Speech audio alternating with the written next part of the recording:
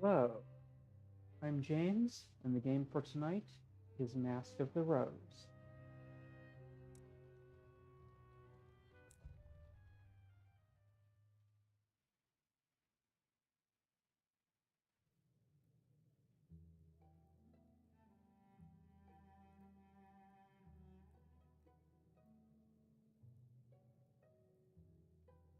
Just check on something real quick.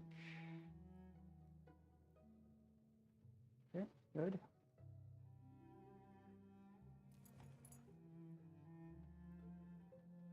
Not just yet. Let's recall the past.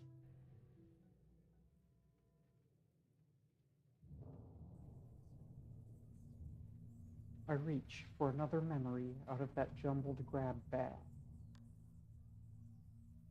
There are things I sometimes remember from that night that cannot have happened. Impossible things. If I concentrate, I can recall.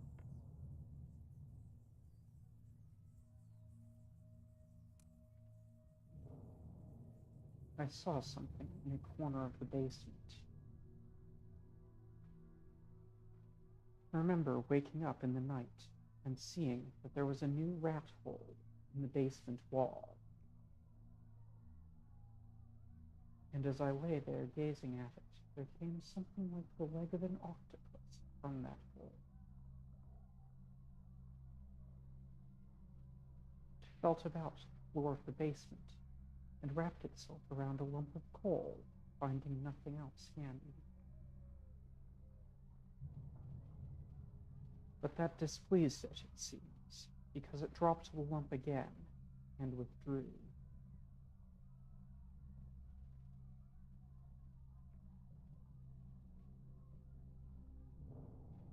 When I summoned the courage to look into the hole, I saw nothing, and I could not be sure that I saw it truly. Motive served an eldritch purpose.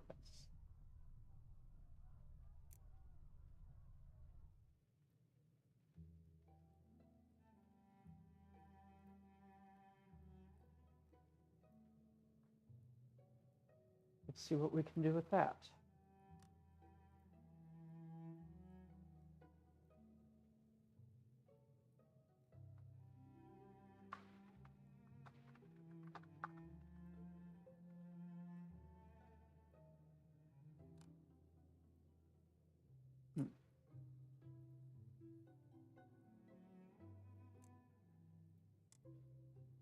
Okay, nothing in there.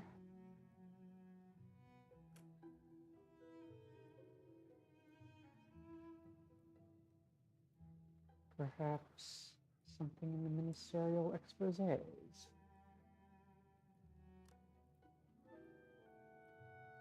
No.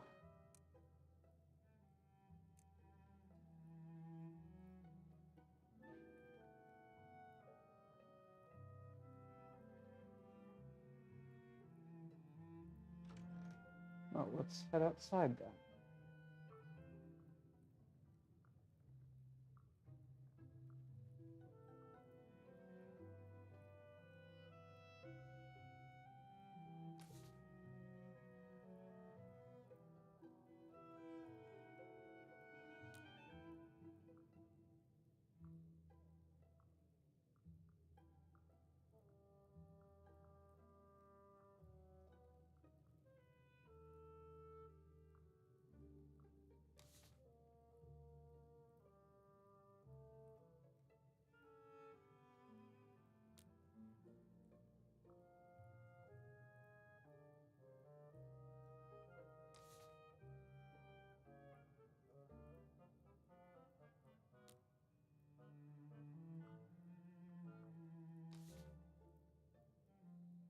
Okay, like we've uncovered all of the places that we can currently go.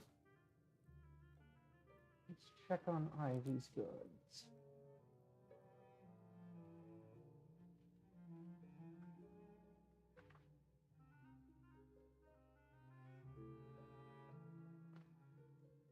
The risk of going to see Ivy hatless is that she may very well try to sell me a new one. Yes, this looks good for a casual heading out.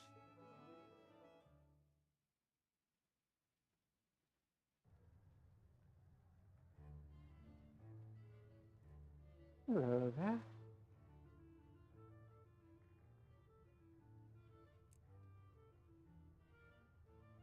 The night of the fall, I saw, or dreamed, that a tentacled thing reached out of a hole in the wall.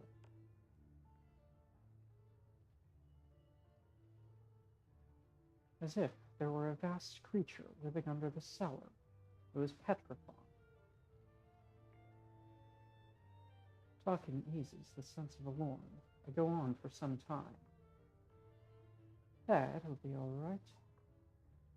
Give it a little time to see what you think. You missed a spot of color this morning. A man came in with a basket of so-called fish. Mobbed he was, sold for 10 guineas each.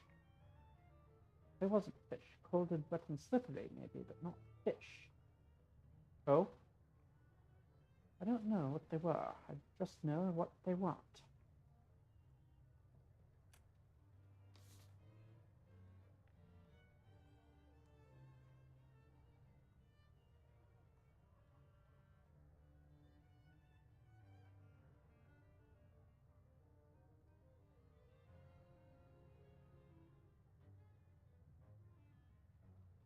With a gentleman's top. An exceptionally of-the-mode piece trimmed with mushrooms as style currently demands.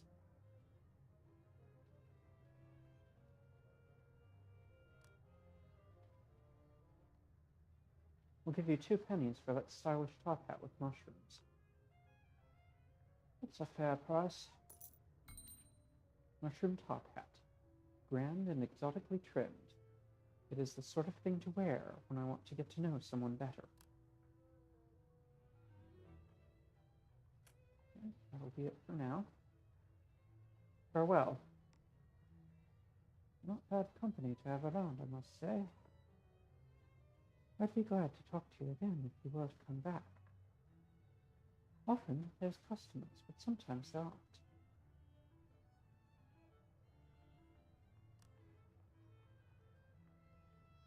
I would like that. That suits. I have something for you. One of us want to make ourselves at home in a place we want to run to. If anyone asks when you rub an elbows in good company, you tell them you got it from me. I'm trusting you to spread the word. If they ask, I charge you a good high price and you are glad to pay it. Or they'll say old Ivy's going soft in the head. Elegant cloak, warm, handsome, hard-wearing. Inspires a lofty attitude and an inclination to protect the weak.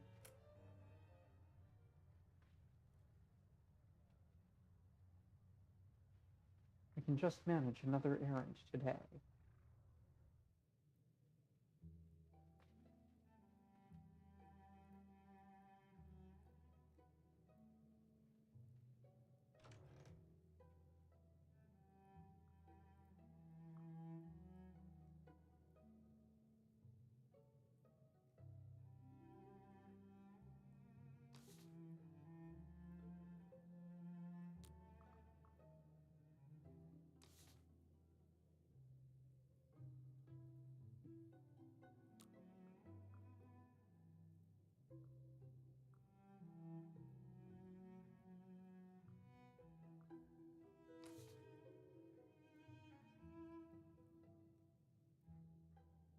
Let's check in on David. It's been a while.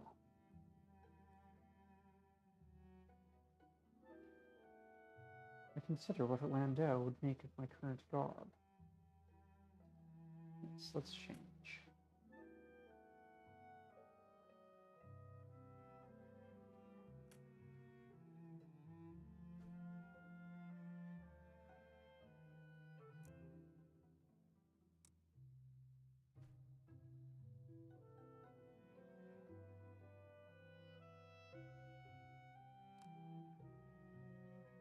That'll do.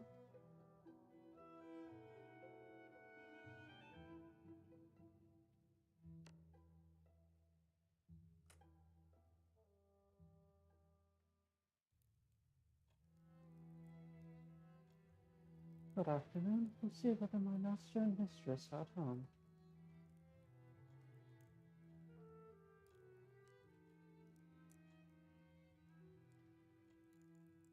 I recount the newspaper story. The masters have laid down new laws about the burning of candles. Oh? Oil lamps and gas lamps are not included in the prohibition. Make the story as engaging as I can, plenty of detail, and a fair sprinkling of dramatic pauses. I tried to stay out of politics. A lesson from my father, though perhaps in a new age.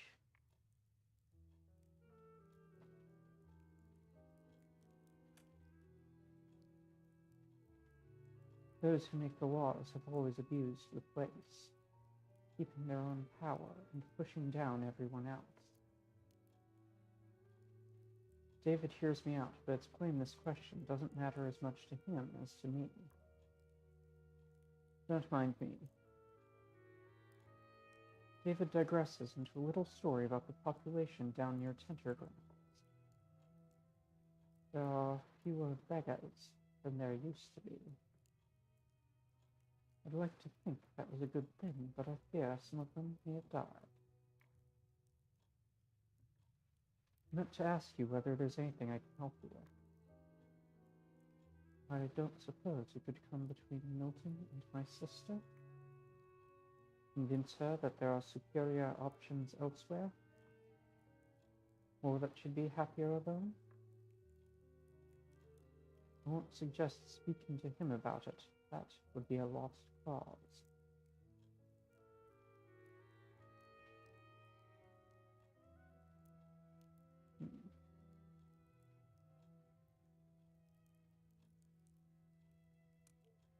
Let's try separating them.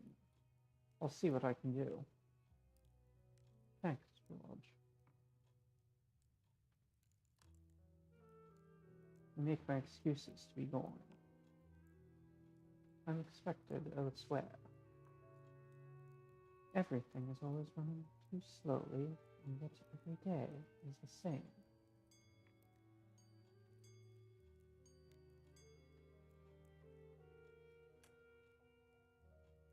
I grin.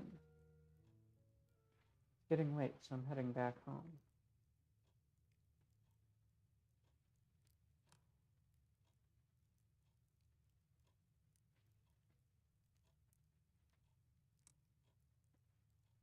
No hats at the dinner table.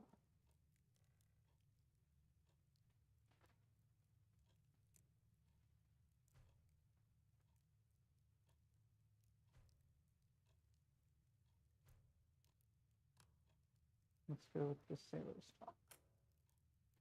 That'll do.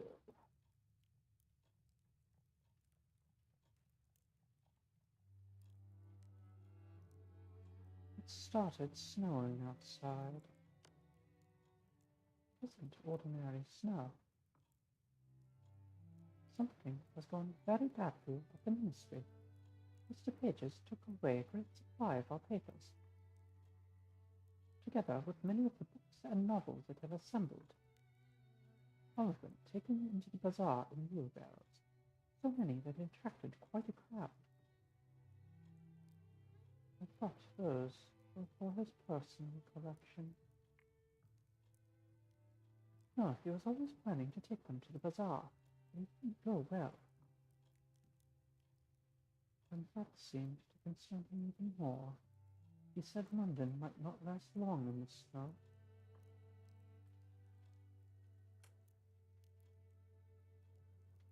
Don't worry, Mr. Pages is easily agitated. Don't think that means we are safe. Breeze shakes her head.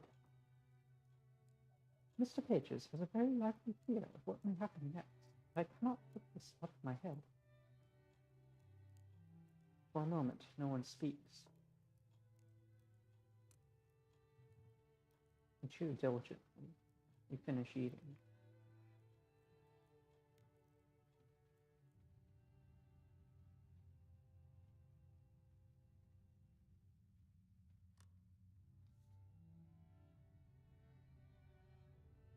Okay.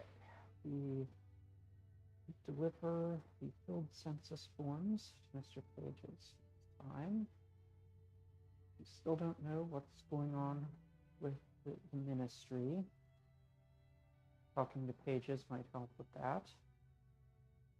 And while we can craft a plot for the next novel, I'm not satisfied with the ones available at the moment, so let's find some more verbs. So next time, Pages. Day 269. 4 days remain in confessions.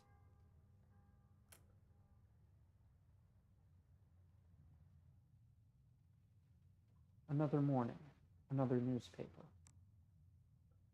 Archie bought one, and the headlines read, "Renowned scientist pronounces recent events result of volcanic activity. Sun veiled in ash."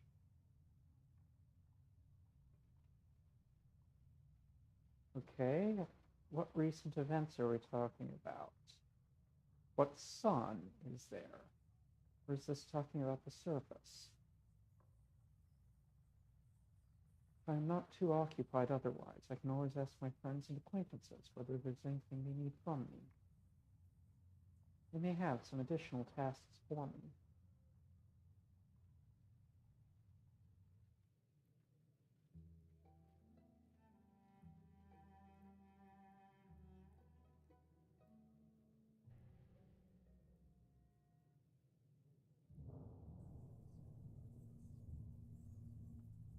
Reach for another memory out of that jumbled grab bag.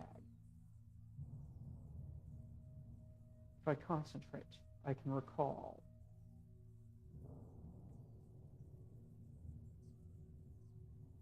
There was a stranger across the way.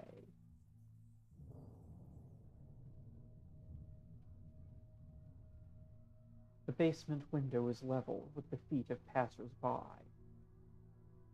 On the night of the fall, I saw unshod feet, curved and taloned, clasping onto the cobblestones to avoid being shaken off.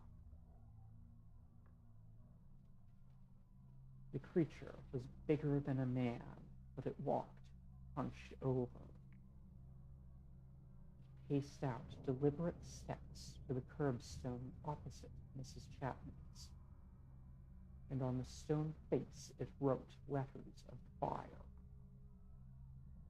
It did not look like the languages of China or India. I've seen all sorts of writing on the crates come from overseas, and not one of them looked like this. Come the morning, that house was gone, and its neighbors on each side were sharing a party wall. Action. Inscribed buildings.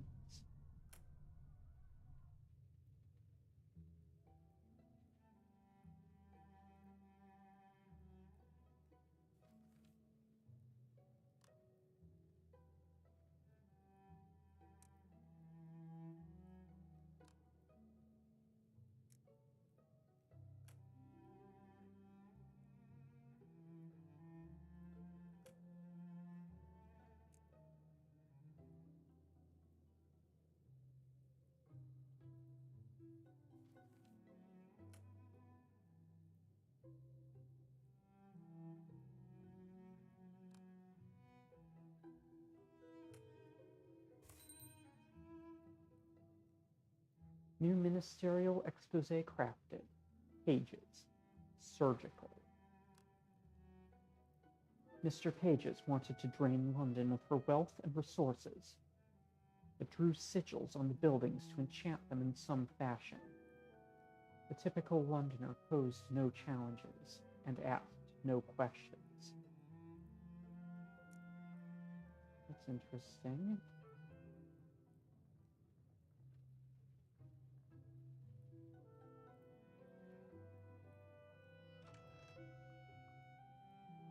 Okay, let's head off to the bazaar.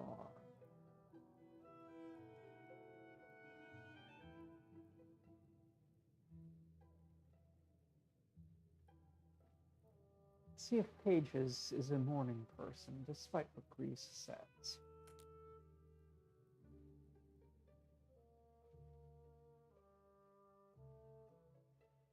Mr. Pages may expect me to turn up with my ministry badge on. Yes, let's put that one on.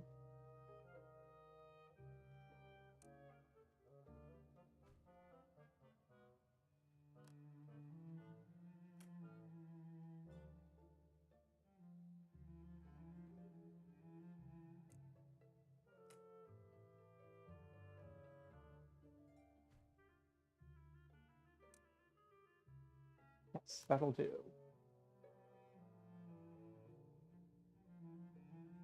The badge will eliminate any expectation of a social visit, at any rate.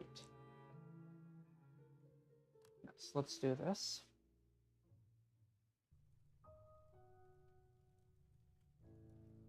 When I arrive, Mr. Pages raises its head and looks at me without saying anything. Do you have anything more?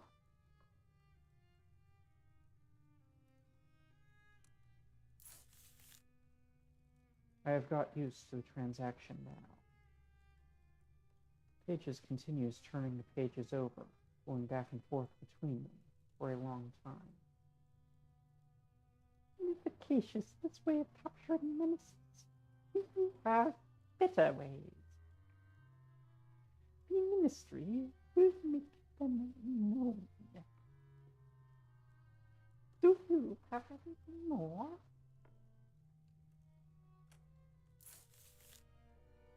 Mr. Pages is pleased enough with my information to give me 2 pennies. Please specificated existence of all the men who are wedded to the church. This one appears to have been wedded to a woman only. A disappointment, though we thank you, it might have been something more.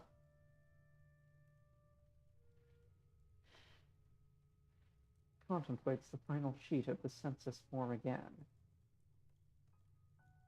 Do you have anything more?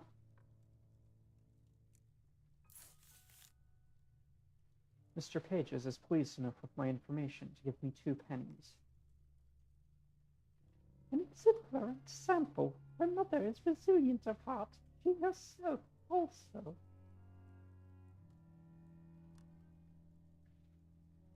I liked her. Your obligation of companionate time outside of the ministry is your own. We do not forbid revisiting the subjects of the census. That is enough of my official duties for the moment.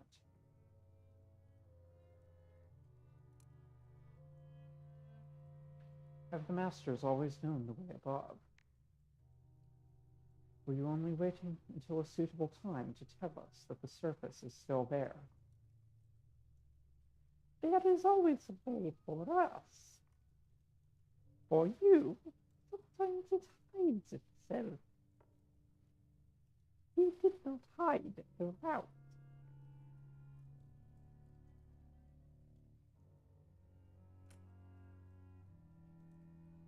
You could have helped us if you wished to. Why should we wish to? I say farewell to Mr. Pages. Pages does not reply at all. It is at times difficult to tell whether Mr. Pages is intentionally ill-mannered or merely has no interest in discovering what the proper etiquette might be.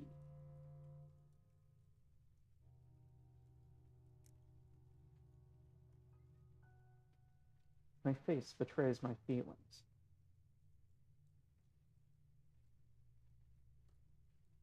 That leaves time for another errand today.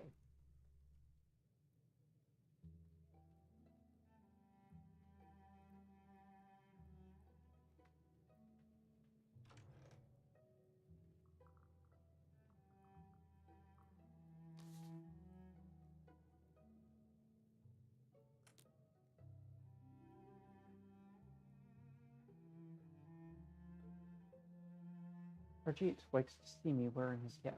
He might take that as encouragement.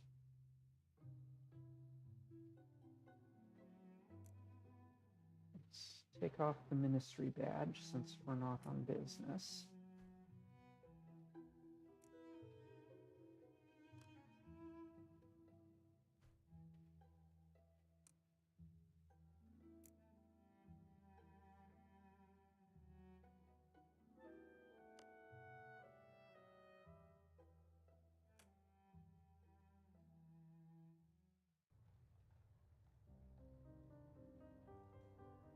All looking well.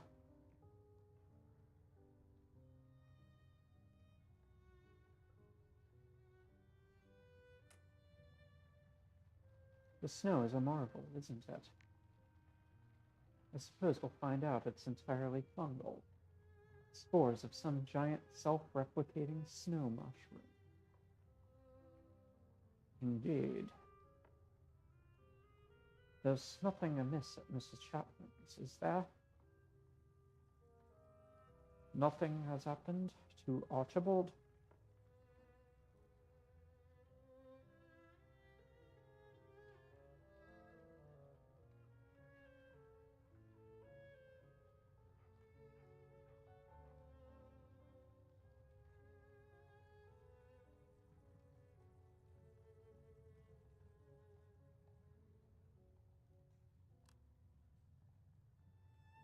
We're as well as we can be on a diet of mushroom stew with the occasional piece of dried horse.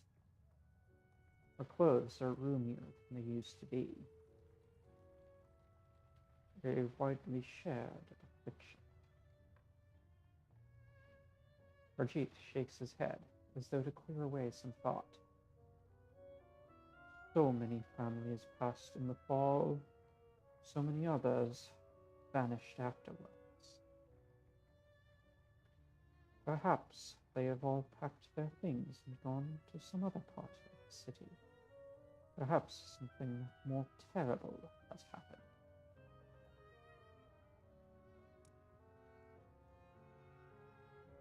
The night of the fall, I saw something drawing symbols on the walls of a house. And after the fall was over, that house was gone entirely. There are many of these sigils. Sometimes they're visible from the street, but more often, come with me.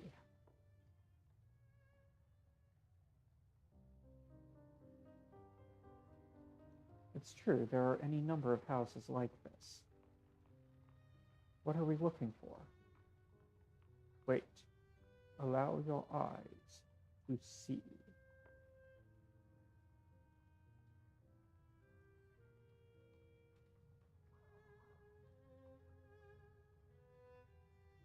I don't know what they mean.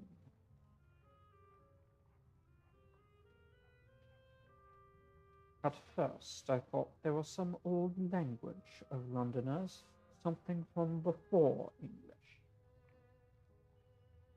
Still used for magic, perhaps. And maybe your wise people were putting these on the walls to keep away the spiders and the rats and the other things.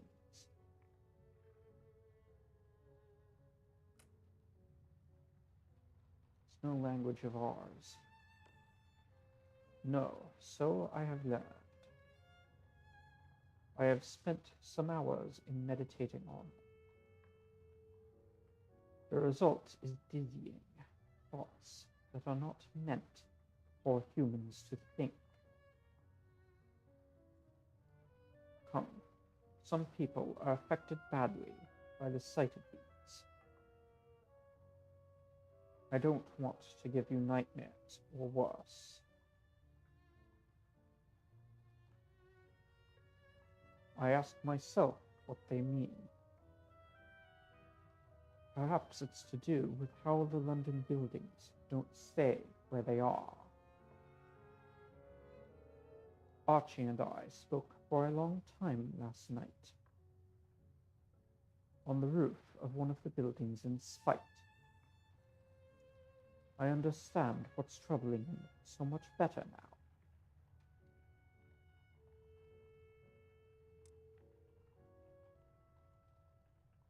Sounds as though perhaps there was something affecting both of you. Something mutual. He had the picture of a future for us, one where we lived and worked together, defeating the beasts and the diseases, where he learned to make powerful drugs and toxins from the things I meet. It was appealing.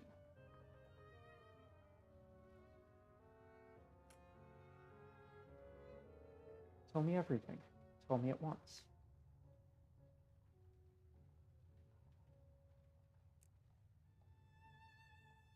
I believe Archie has feelings for you. Thank you, comrade. I mean it. Do you think so? Matters proceeded after that, to a point with less conversation.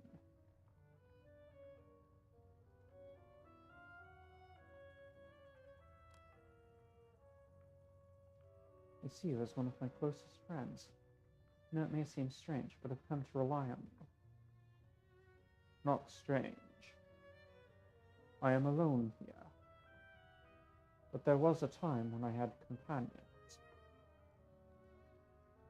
Strange to think of it, but there was a time when I was inseparable from my old friends. And cousins, they were numerous. I cannot pretend to be a whole gaggle of cousins. I am grateful, my friend. You are one to have on my side. I understand the ministry will punish dishonesty.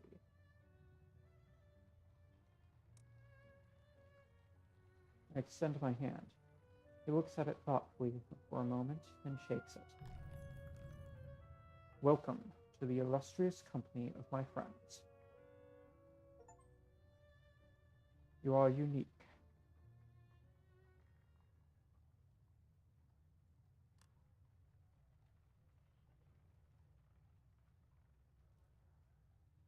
Okay, no hat. This looks good for dinner table.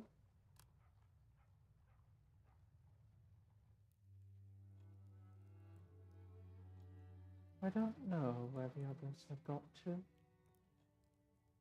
They do know when supper is served. Good evening. I'm looking for Archibald. Is he here?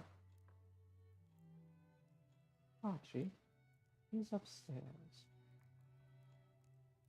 Listen. Yes? I know all the old maps have been outlawed. But if you've come for his atlas, do you think you could visit it?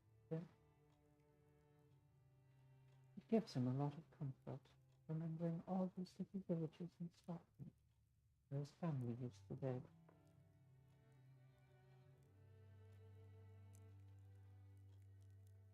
Yes, leave Archie his maps. He's not doing any harm with them. That isn't why I'm here.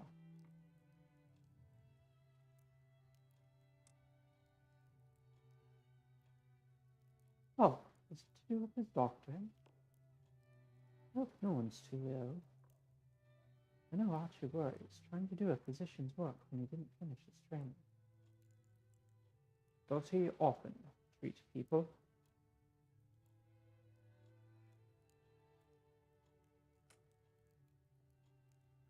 He treats lots of things. Broken bones, stomach complaints, nightmares.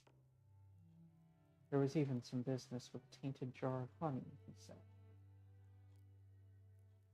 Archie's had plenty to keep him occupied. He hasn't happened to treat a tall young man that had lost his memory?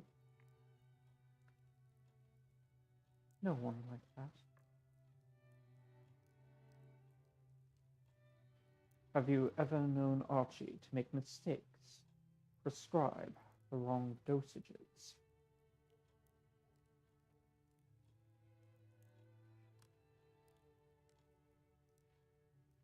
You're asking the wrong person.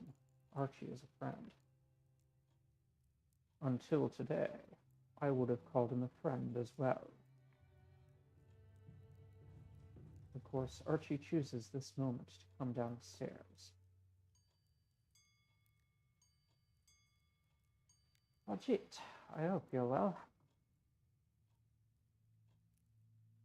I'm sorry, Archibald. I'm here in the line of duty. It's about David Landau. Did something happen to him?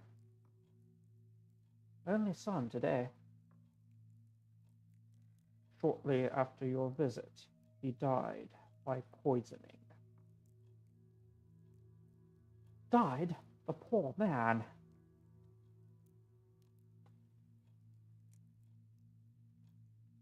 What? But I saw him very recently. May he rest peacefully. I'm sorry I have to bring you this news. Is Rachel all right? Is there anyone with her to protect the house? She said you were the last person to speak with David. That the fatal dose must have come from you. I don't understand. There was an inquest, and the jury found against you. I'm here to arrest you for murder. Wait a moment. I know it was just time till Summit went awry. There's too many folks ill, and can I hear the whole town?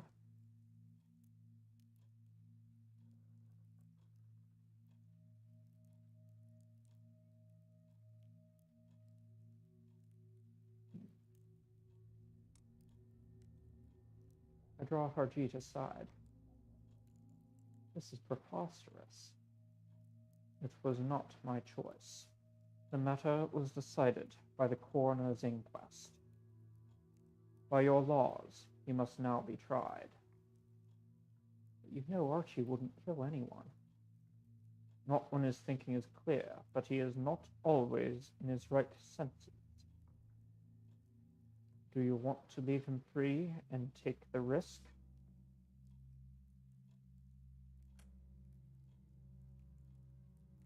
I will find out what happened. I will. I'll be glad if you do. But for now, I have to take Archie.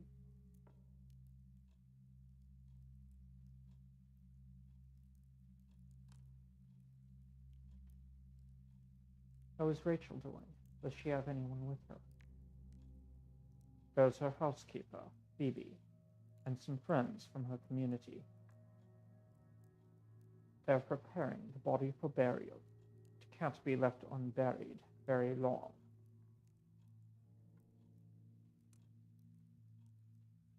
Where are they burying him? They mean to take him to a Jewish graveyard at Ball's Pond.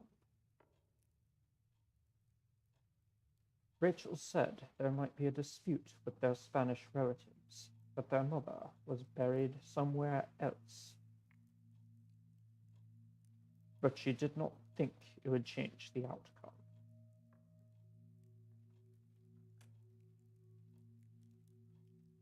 Where are you taking Archie? Newgate Prison was destroyed in the fall. For the time being, prisoners are held in the HMS Ungulate. Sounds like a very insalubrious environment. Cold, damp, infested with vermin.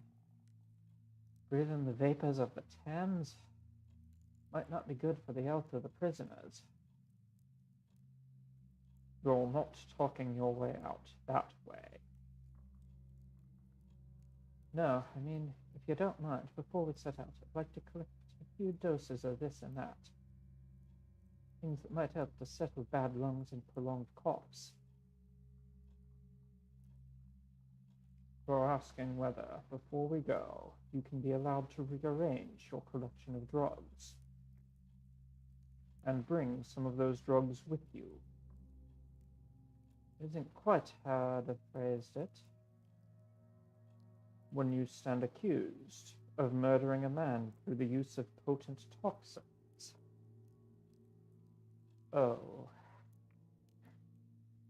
For the sake of your future guards and cellmates, I think I must refuse.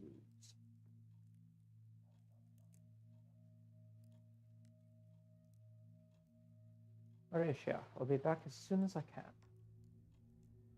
Don't let out my room to anyone else. We won't. Don't fret. We'll get to the bottom of it. Maybe Gritta's high-placed friends at the ministry will come in handy. It'd be a good thing if they did. There's still dinner on the table, but Horatia doesn't have much appetite. Found the HMS Ongulate, a foreboding former warship, converted into a brooding prison hall.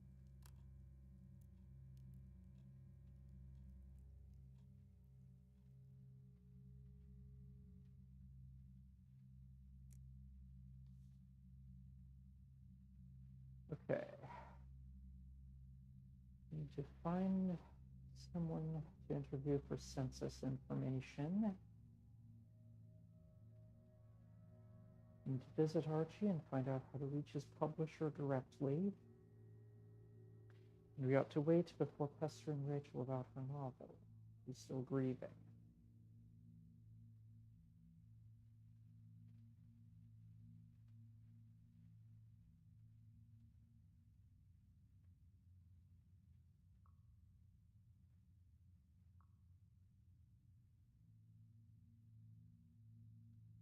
Archie is now an imprisoned truth seeker.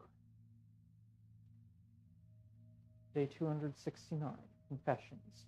Archie was arrested for the murder of David Landau. David Landau, deceased fan, gone from all of our lives. Day 269, Confessions. We got word through Harjeet that David Landau had died and Archie was suspected of the murder.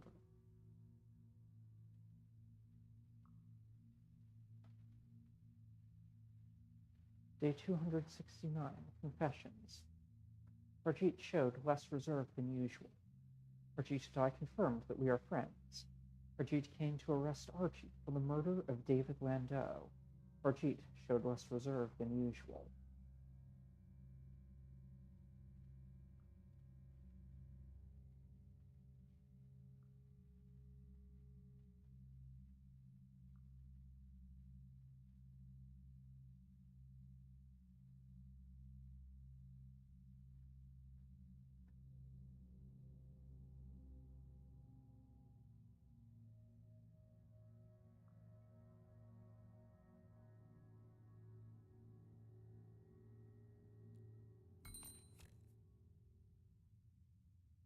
Story crafting ideas discovered. Action. Treated David Landau. Circumstance. Tainted drug.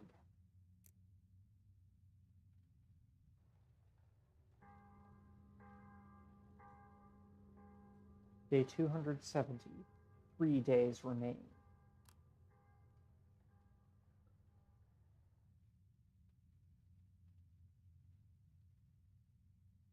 For a moment after waking, I forget what happened last night. Then it comes back to me. The sight of Archie being taken away. Horatia staring at a plate of uneaten pie. The rest of the evening, strange as it was, and then stumbling back to my own bed.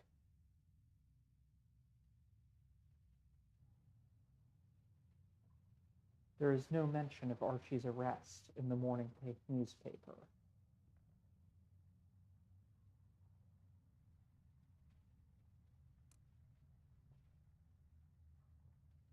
This may be difficult, persuading people to speak with me, figuring out the way through the possibilities.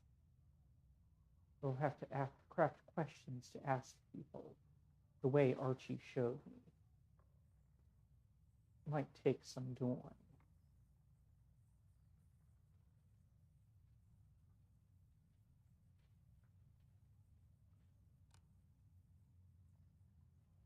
It was the inquest who sent Archie for trial, not Harjeet. But I doubt he wants to be associated with a miscarriage of justice. And while he is committed to his work, he may be too much of an outsider to investigate this matter easily. There are too many people who might be reluctant to confide in him.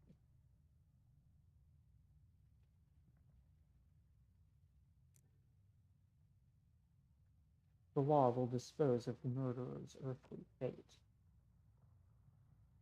But those who have done a terrible wrong need other help and other guidance to make matters right with themselves and their community.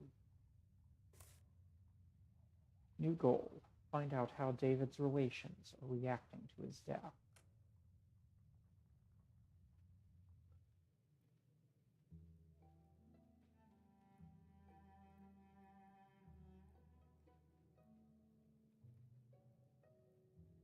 Okay, we have some new verbs to play with.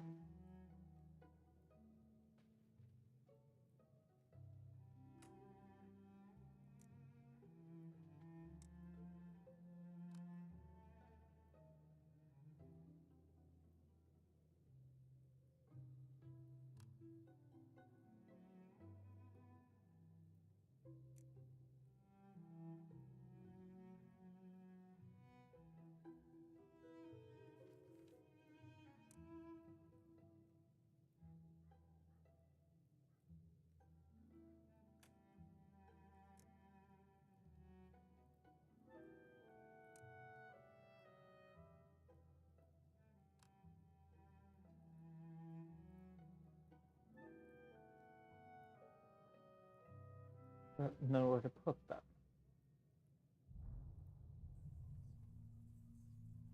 I reach for another memory out of that jumbled grab bag.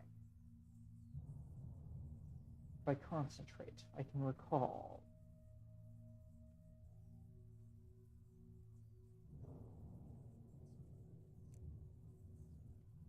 Something troubles me about the stranger who marked the curb. Once I peered out of the basement and saw a figure walking down the street. My eyes were level with its feet. It was bigger than a man, but it walked hunched over. I've remembered this before, but I didn't know what I was seeing in that memory. It was a master of the bazaar, a creature the height and shape of Mr. Cage's. But its robes were sooty, not stained with ink, as I recall. Iron?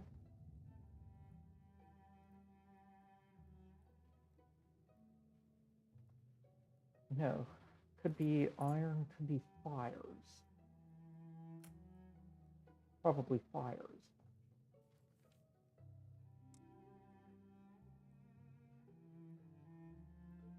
Okay, so first, check on Archie.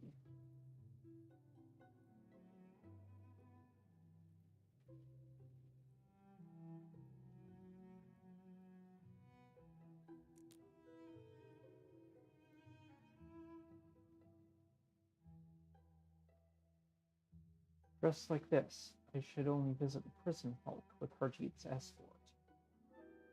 The locals might leave me alone, but equally they might decide I look too tasty not to rob.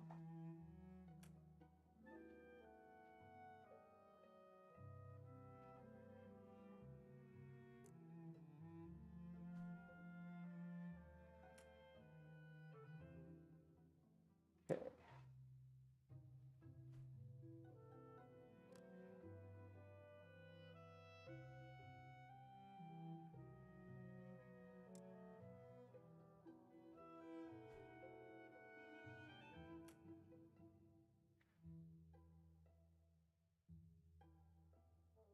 I look like I belong on the docks, and like I might speak my mind too much.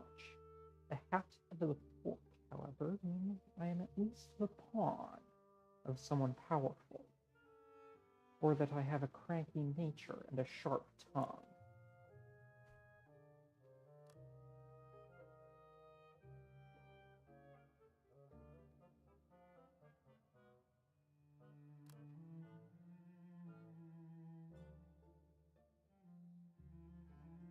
Dressed like this, I shouldn't go anywhere near the prison hulk without Harjeet.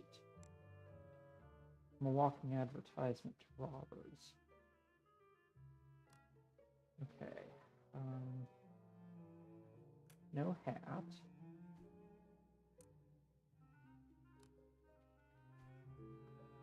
Yes, fork.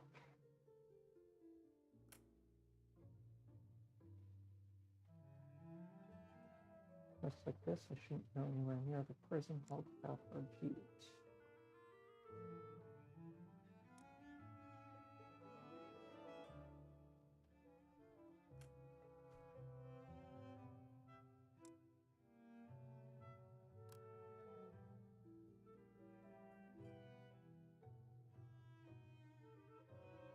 Dressed like this, I can sneak over to the Hulk without Harjeet and visit Archie on my own. None of the locals will bother me.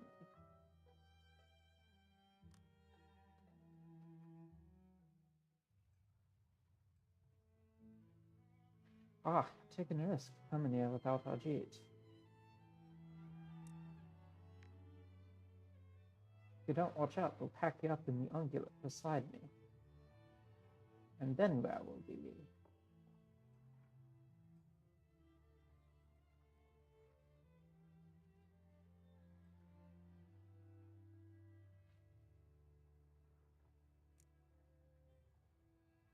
The night of the fall, I looked out and saw a hunched figure drawing blazing sigils on the walls. They were so bright I could see them across the street in darkness. The thing looked like a master. I don't try to conceal that it was frightening. Archie listens, nodding. I have perhaps created some trust between us. At night on the ungulate, sometimes you can hear things singing in the water. I'd heard them before, but never as clear as this.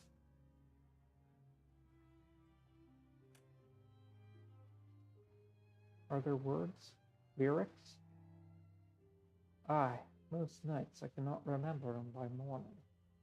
Just sometimes a half sight of the kingdom underwater.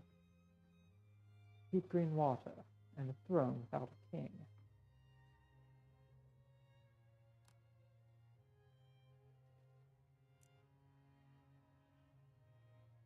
There are things I'd like to share with the publisher you have. Some additional plots I've come across.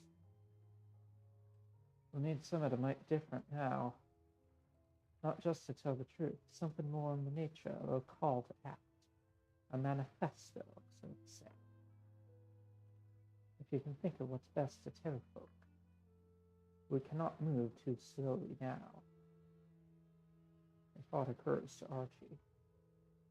If Horatia's in false spirits, you should ask around the vicar. He cheers her up. I think she has a soft spot for him. I'd be grateful if you did not say I said so.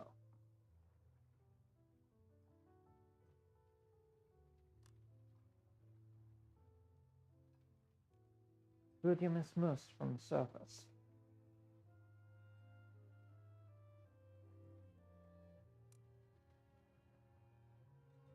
It was a matter of the heart. And I suppose you've not heard from him. Archie listens without interruption while I talk about my memories. The things I remember acutely, and the ones I'd almost forgotten until this moment. Thank you for telling me.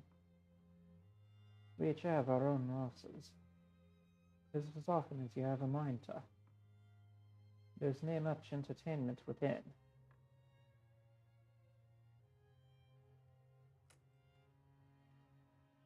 I shake my head to clear it. The ruminations are gone. All is as it was. I just have time for another errand today.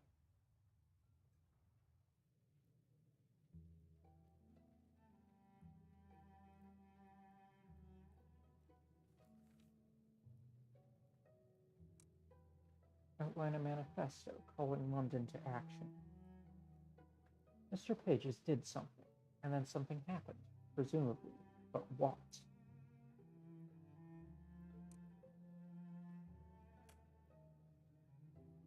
It wasn't Pages who inscribed the buildings.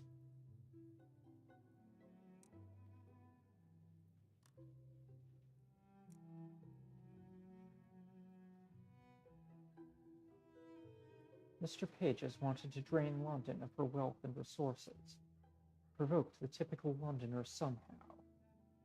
The typical Londoner was determined to preserve London, the citizen of London who thrived an inventive form of rebellion and self-protection. Question of survival.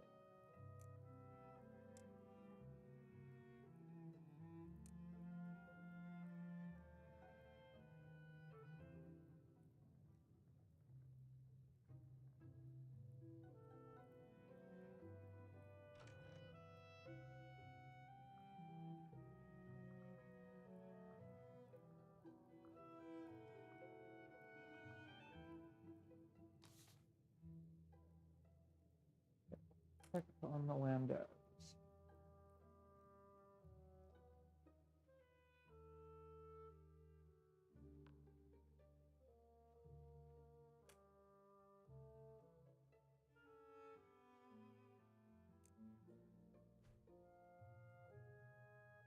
Black coat, suitable for funeral processions and the attendance of graves.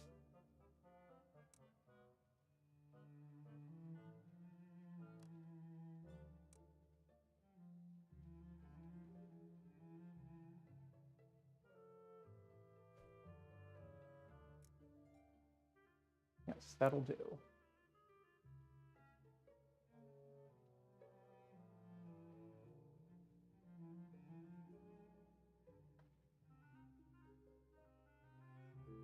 I consider what Landau would make of my current garb.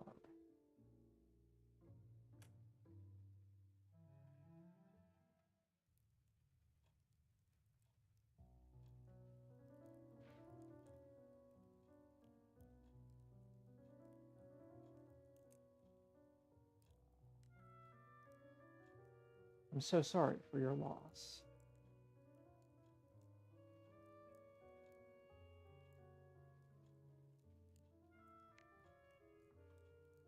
I know so many other people have lost someone this year. But mine was murdered. Mine was unnecessary. David's death wasn't an accident, or misfortune, or fate. At that moment, someone can be heard at the door. There were so many new graves when we buried him. Mr. Milton is here to see you, miss. Here? Now? Do you want me to say you aren't at home? No, you can't tell him that. He'll know I'm here, but maybe you had better say, don't strain yourself finding an excuse. I promise to depart again before I have entirely worn out my welcome. Milton, no, please, you're very welcome. He nods to me. Poor Rachel, I came because I heard your unhappy news. You have to be wearing black, but there's been so little time.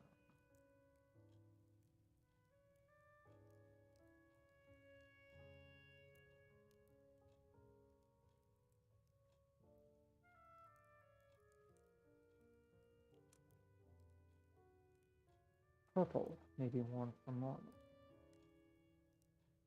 Surely not from deep. After weeks or months, perhaps. I did have a black gown. My mother died last year, but we handed it down to a cousin on the Landau side. Her husband died in the fall, and she needed something suitable. She used to sit in the parlor after supper, in a second-hand gown and a glossy wig, and we drank a great deal of David's wine. Ah, the widow Nathan. I take it she had much to say about the trials of having no one to support her.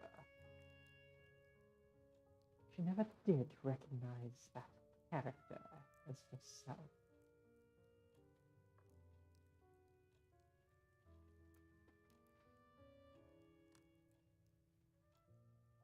I raise my eyebrows as a silent reminder that we are mourning the dead. Phoebe said you buried the body at Ball's Pond. Very soon after the death? It's our tradition. How do you avoid burying someone alive?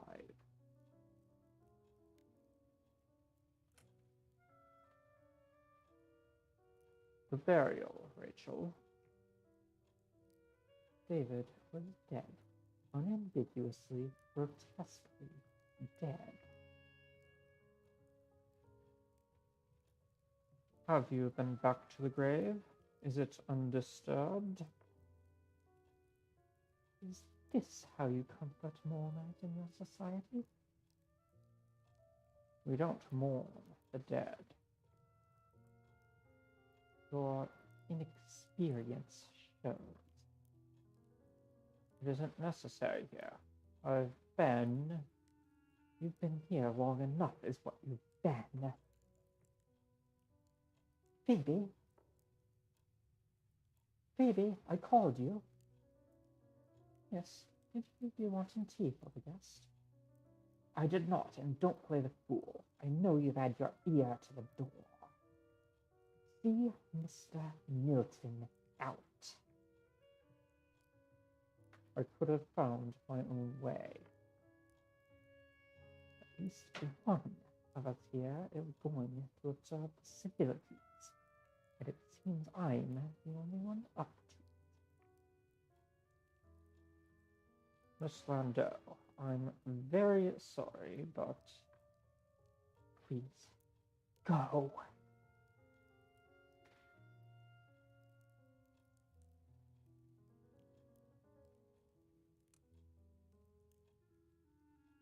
What manners on that creature? Rachel hesitates between two disagreeable prospects. Friendship, the crank. Strange. Never known him to lose his composure to that degree. Usually, when he wants to know something, he sneaks up at it. Never see him come.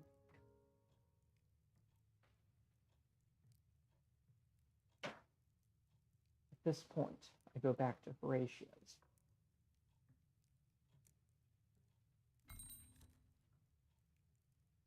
Action. Novelize the affair. Motive. Could use a scandal.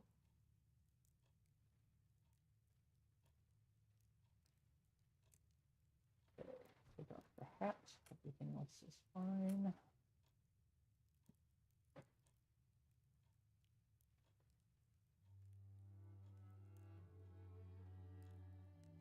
Feels wrong not having Archie at his seat. We'll have him on soon. It's not as simple a matter as I hoped, but we'll get to it. I give an edited description of my visit to Archie today, mainly to say that he's there, and hasn't yet been eaten by rats or thrown overboard by fellow prisoners. I'm glad you were able to get to him. I've been meaning to go, but it wasn't possible today. Perhaps on another occasion. The vicar's got a new spring in his step. His sermon today was calling for practical action. Said something about faith alone not being enough. I'm no learned doctor of the church, but I feel we had a reformation over this very issue.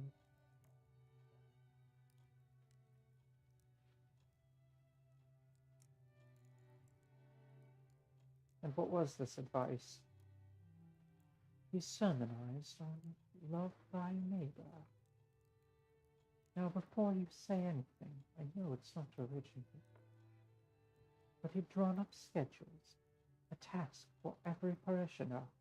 Look, there was a fire his belly had not seen before.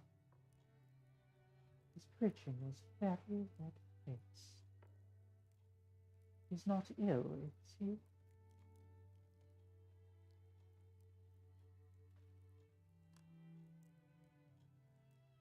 I could look in at St. Albans. That would be a kindness. I hope he isn't ill. I'm not going to St. Dunstan's for Sunday service. The vicar there has notions. There is a brief lull in the conversation.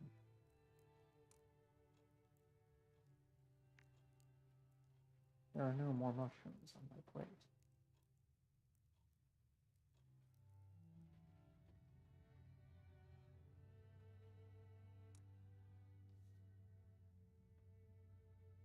Okay.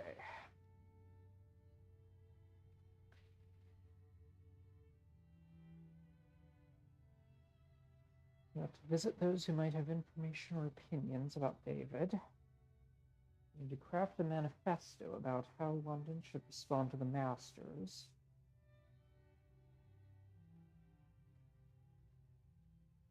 We need to find someone else to interview for pages.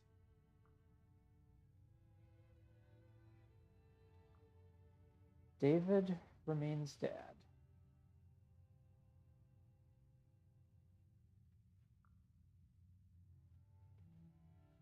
Day 270, Confessions. I believe I irritated Milton.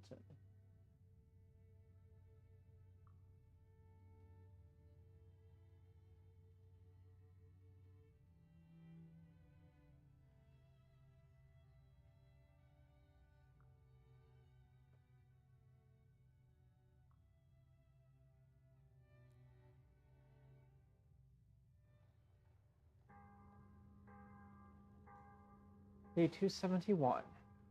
2 days remain in Confessions.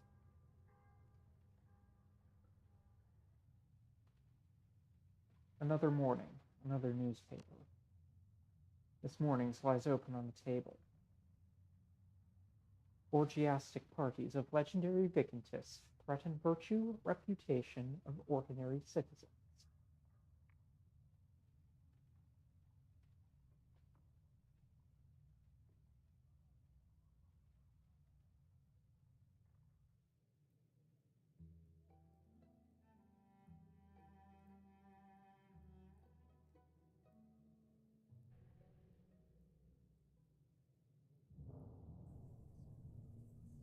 I reach for another memory out of that jumbled grab bag. If I concentrate, I can recall.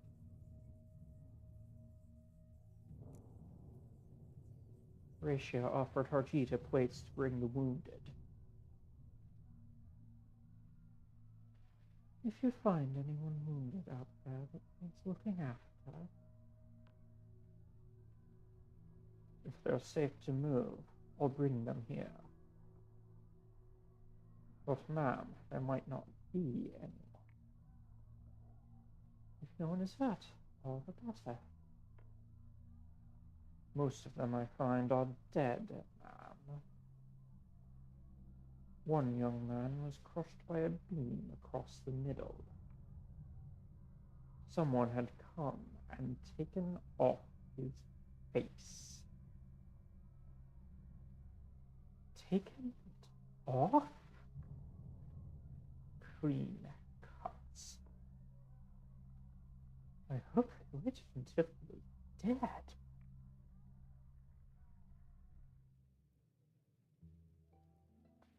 Bit of a snuff story, huh?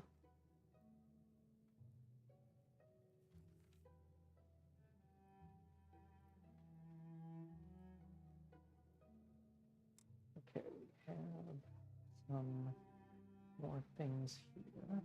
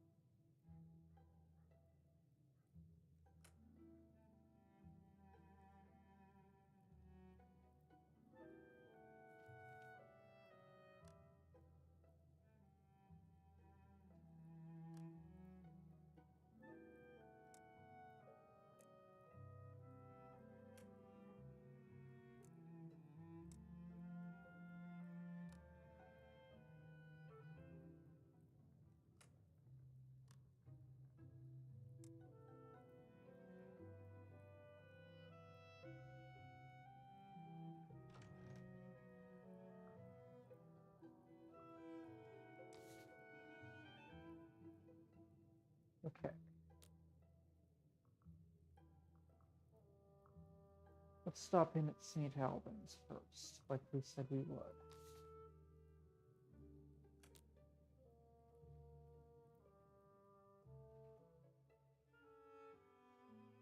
And consider what impression this will make on Theophilus.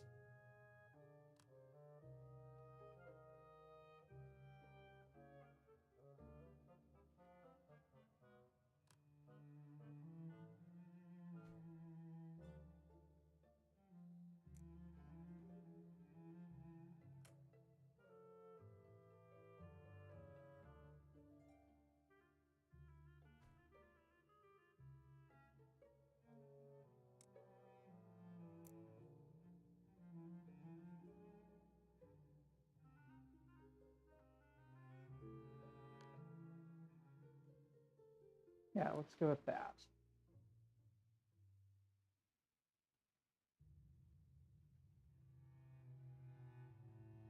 Well, timing could not be better. The young canon in my care has placed his soul in mortal jeopardy. I mentioned the Devil's Townhouse to him. Next I knew, Reginald was gone. I draw my own conclusion.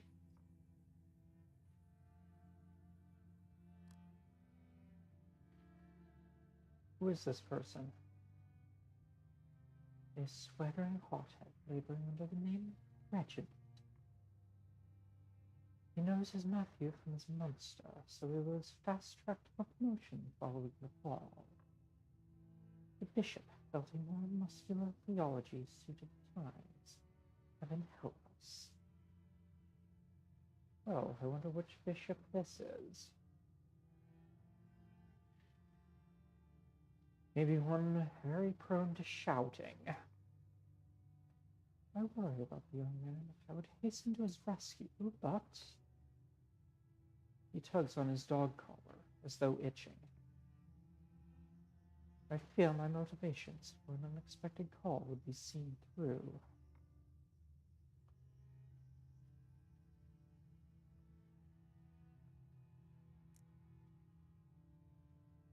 He sounds like he's having a better time there anyway. I turn no one from my door, but you may leave whenever you wish.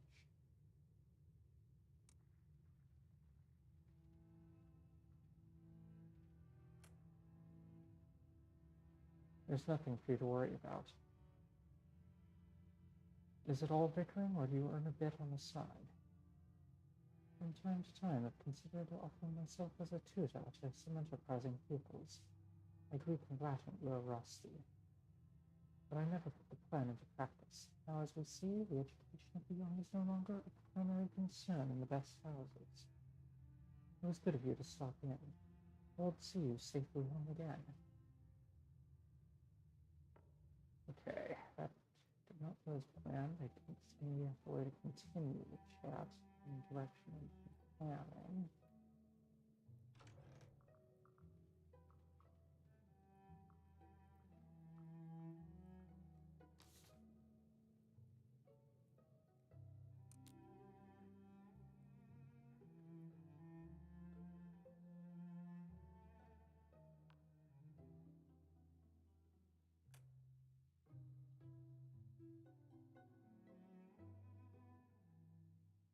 And to all appearances, press for a Roche club.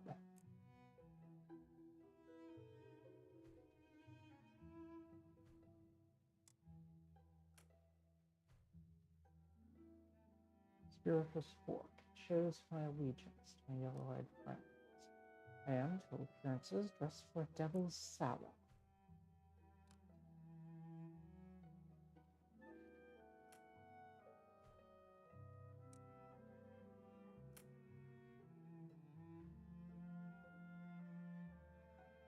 Fork has an alluring menace about it.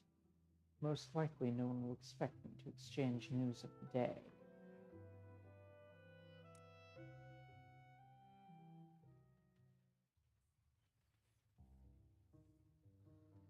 According to the clerk, you had an appointment with me. No appointment was on the schedule this morning.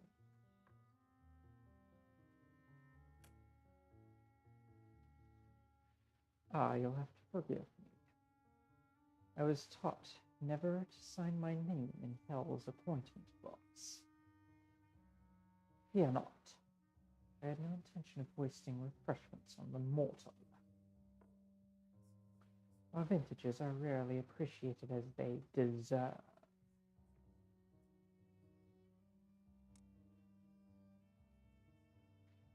If you were in my position and found yourself ruled by the masters, I would not find myself ruled, not for long at any rate. How would you go about bringing them down? If you were in my situation, if you are strong, you fight power with defiance. If you are weak, with poison. That isn't too delicate a topic just now. You will have to grow your revolution in secret. Do not reveal yourselves even to one another. Gather your resources. Study the weakness of your opponents. The masters differ from one another. You will need a different strategy for each. You want allies. Do not expect me to be one of them. If London is entirely overthrown, it becomes useless to me. Happily, it is quite unlikely you will succeed entirely, and much more likely that you will annoy and distract the masters. In London, in the weak and tenuous grasp of its curators, that would be very acceptable.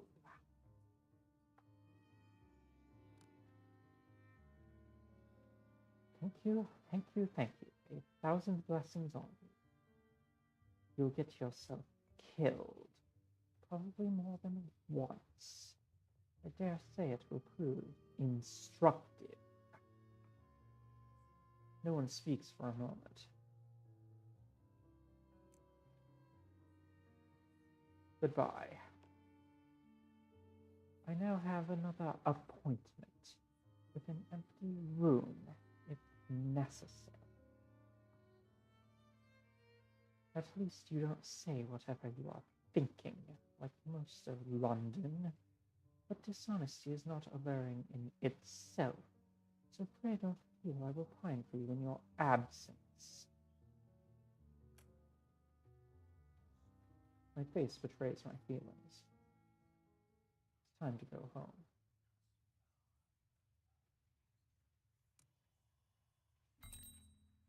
Action. Met in revolution.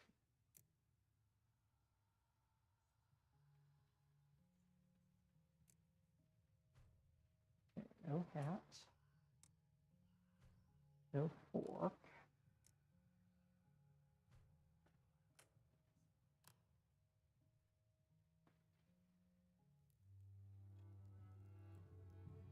Horatia arrives late to supper. What's on your boots, Horatia? Looks like milk, and it smells like a sewer. Don't go into the basement.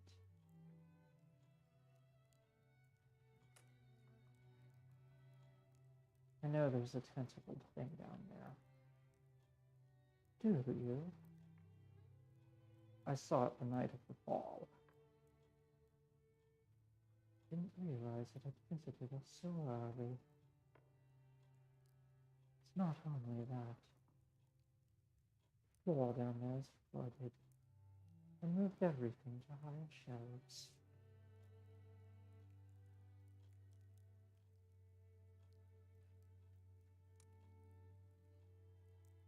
Is there anything I can help with? Only if you want to help carry buckets of nasty water out of the basement. So we form a bucket line. Horatia insists on taking the basement position. She still wants no one else to enter. but I stand on the stairs and take buckets from her and carry them out to the gutter. They do not smell like ordinary water. My eyes burn. By the way, I found a spare apron this morning, left behind by a lodger who used to help out around the place now and again. I thought it might be some use to you. New item acquired. Tailor's apron. The apron speaks to a shopkeeper's life. Helpful, cooperative, with a gift for invention and a true appreciation of craft.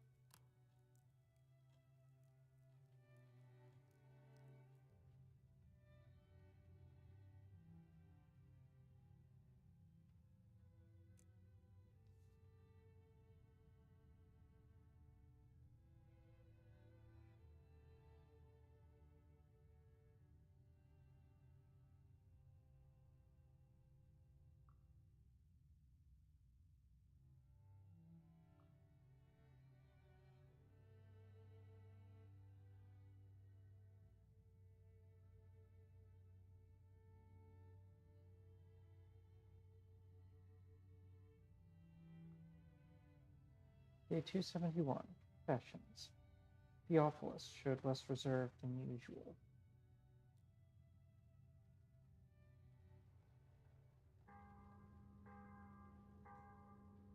Day 272 days since the fall. Last day in the season of confessions.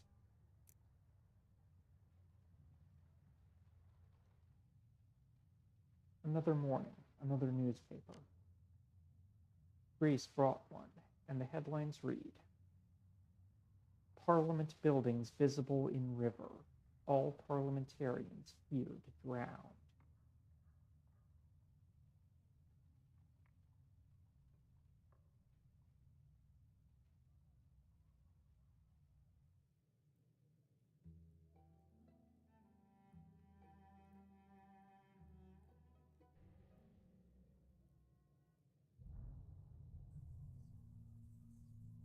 I reach for another memory out of that jump to grab bag.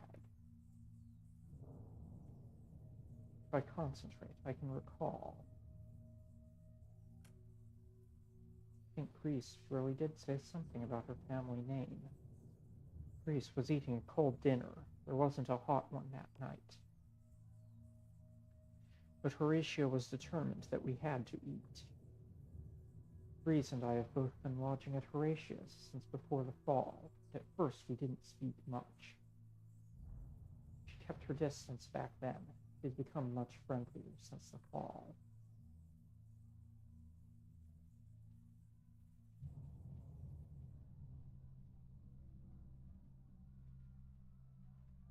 No question of lighting the stove today, I'm sorry to say. I found a few things in the larder.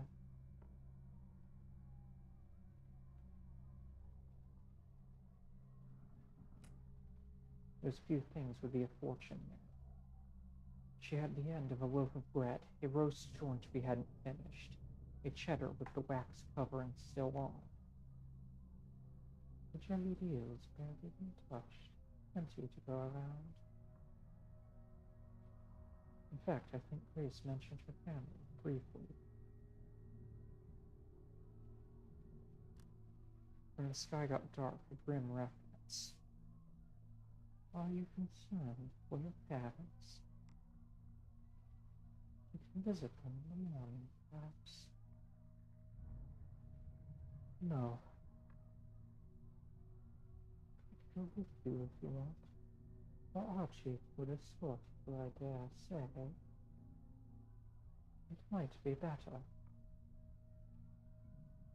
The elderly townhouse would slide sideways into the Thames. I would not be going to investigate.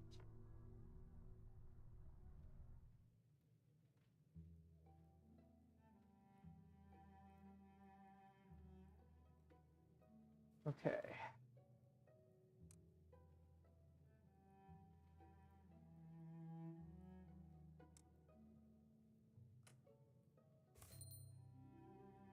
New ministerial expose crafted. Route to revolution. Mr. Pages wanted to drain London of her wealth and resources. He took some action, but I am unsure what. I'll need to ask someone about this. The typical Londoner was determined to preserve London. The citizen of London planned vast and overwhelming revolution.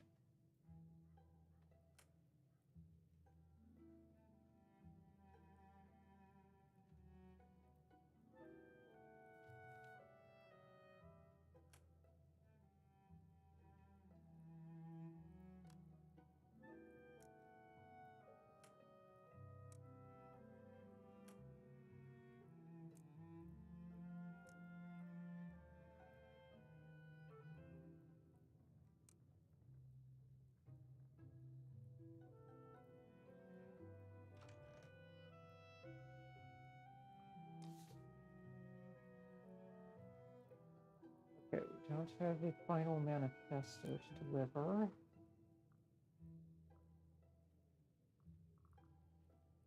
What goals do we have?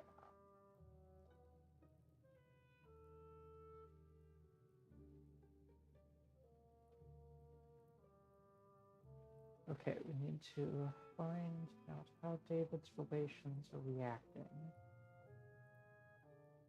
We need to interview someone for the census.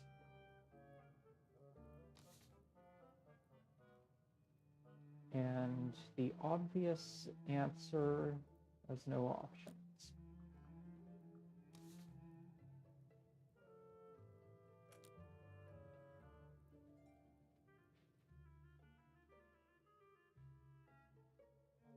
Consider what impressions you make on Theophilus.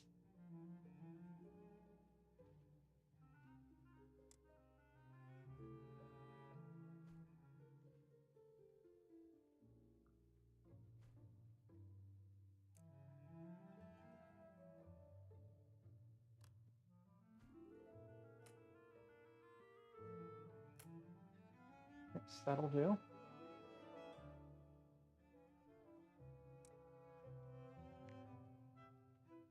Satisfied with this.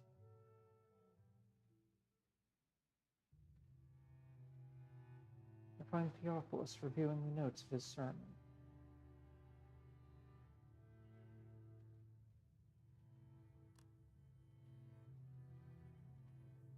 A friend of mine was arrested recently for murder. I'm sure it was a terrible mistake, and it's worrying me very much. Theophilus listens with a practiced air. He has heard many confidences and confessions before. Doesn't make his attention insincere, but I feel that he is once again performing a familiar task. There is a brief lull in the conversation. Horatia has told me of poor Archibald's arrest. Down here, everyone has lost something different. So they cast their eye on what a neighbor has, but they don't. Like the two women who came before Solomon to argue over their child.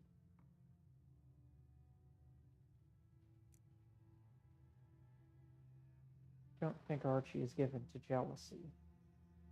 Perhaps not of wealth or status. Most people wish for something. I meant to ask you whether there's anything I can help you with. Is there anything amiss? Horatia mentioned that you had changed the direction of your sermons. You were calling for the parish to fling itself into good works with wild abandon. Really, there's no cause for alarm. Throughout the ages, the Church has heard the clarion call for renewal, and change begins at the doorstep.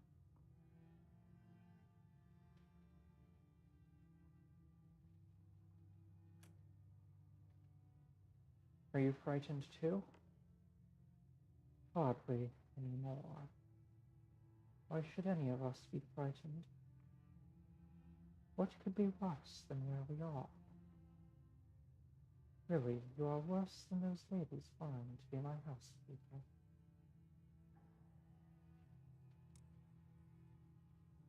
Silence falls.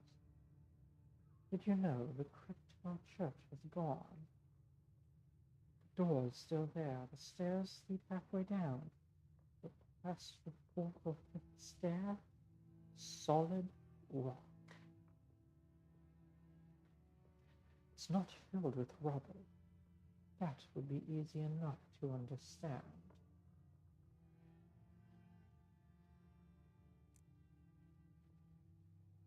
Was there anything down there worth having? The reliquary held the axe struck with St. Alban's head from his shoulders. But it isn't there now.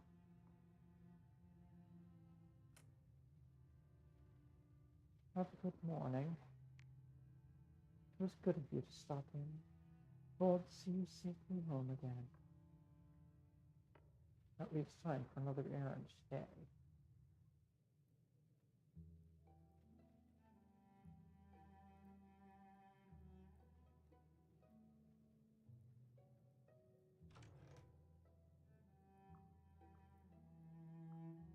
Okay, where to next?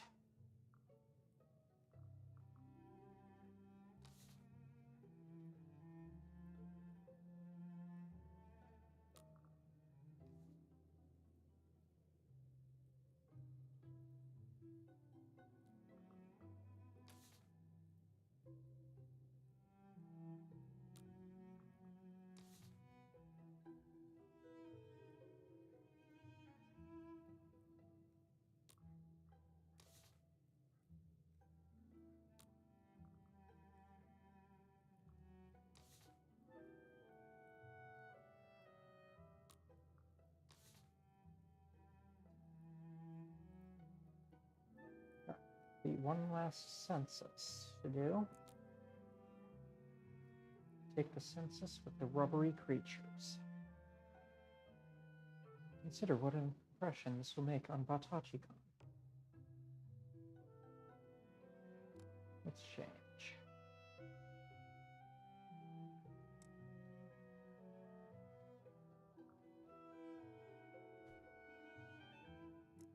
Taylor's apron. On official business. Yeah, that'll do. The badge will eliminate any expectation of a social visit at any rate.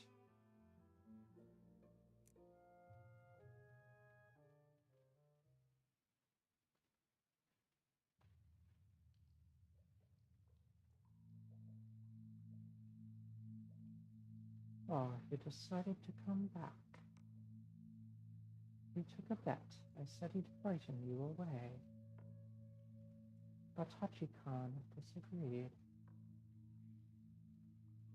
Batachi-kan makes a series of smug honks. I explain my task as well as I can.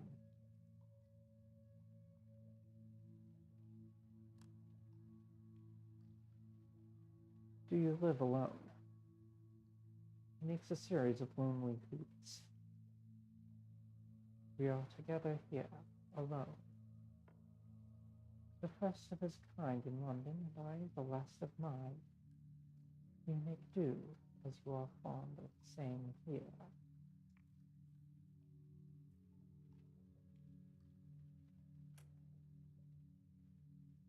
Are you married? He makes a series of different honks. Some seem to indicate Barclogen. He lacks the requisite vocabulary. I believe the rubbery men consider themselves a choir or a chorus. The word commingling is used. I hope you do not wish for me to contemplate this subject further.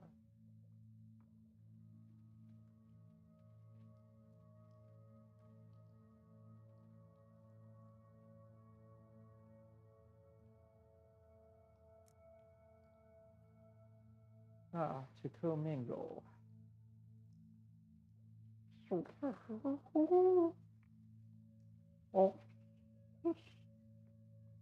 He praises your abstinence. It is a rubbery virtue. The wiggle of Batachi-kan's tentacles suggests he praises no such thing. You are kin. The distinction between one and the next dissolves. Memory is shared. Friend, sibling, spouse, ancestor. Those terms don't mean to them what they mean to us.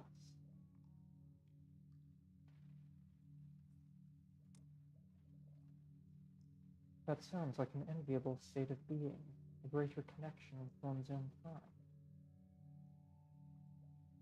They are able to disagree with one another sometimes, even made as they are. What is the state of your own heart? Do you have a spouse or lover? Write down that there are no alliances worth recording. It will be true enough. Tachikon hoots appreciatively and produces a piece of slate. Another tentacle holds a piece of chalk. Arquajin takes the chalk and slate reluctantly while Tachikon gestures. The slate reads, Greeblings. A pause, scribbling. Many greeblings. There is further scribbling. Conveyance of merry greeblings today. Requested friend, partner, enemy, Arquajin, essence gather, commerce barter, merchant dreams, trade coin want.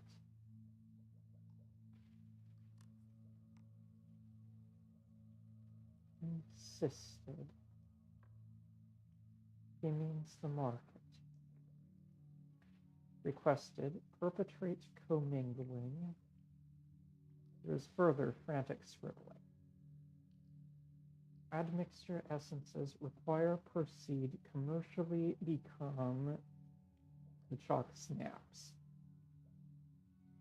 Oh, for the sake of heaven, I told you this would happen. And it took me days to scrimp up enough to let the wretched woman consider letting me have. The Tachikon makes plaintive, plangent honking noises with increased intensity. Okay, that's the second time that word has come up. Let's look it up.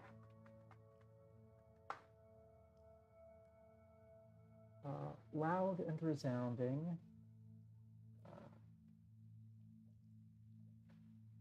Expressing or suggesting sadness, plaintive.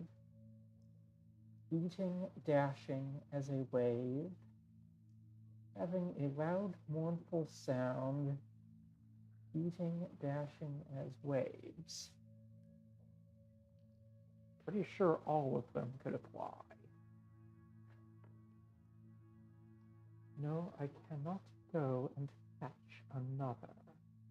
If you would have allowed me to translate for myself, we have functioned admirably these last centuries. Why you wish to change the arrangement is beyond me.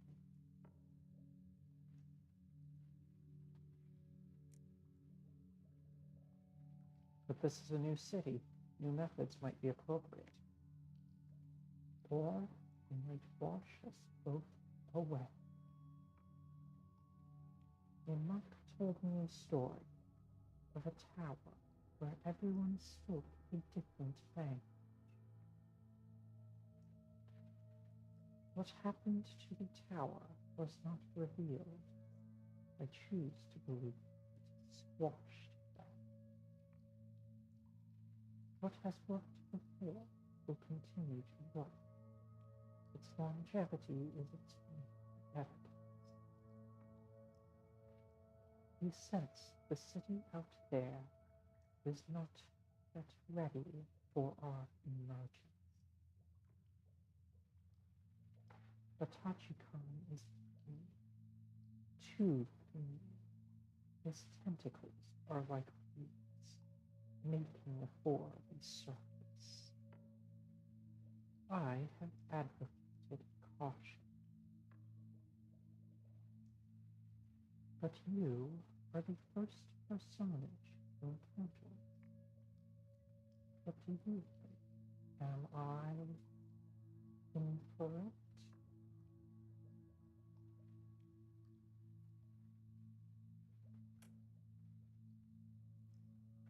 Devils walk the streets of London.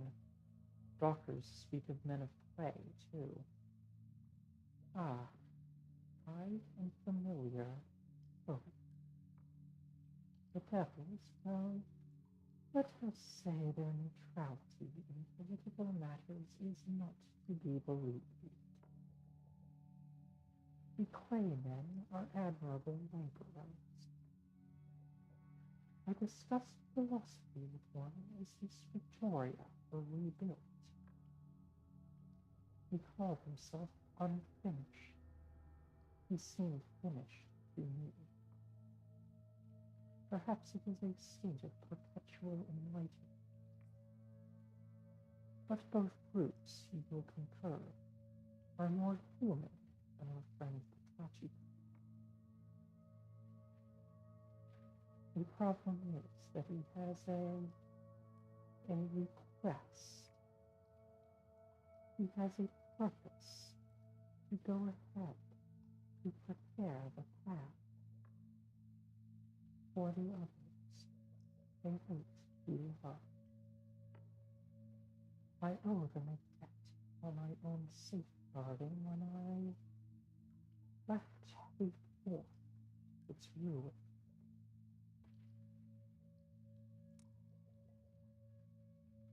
And who are these others? Friends of yours?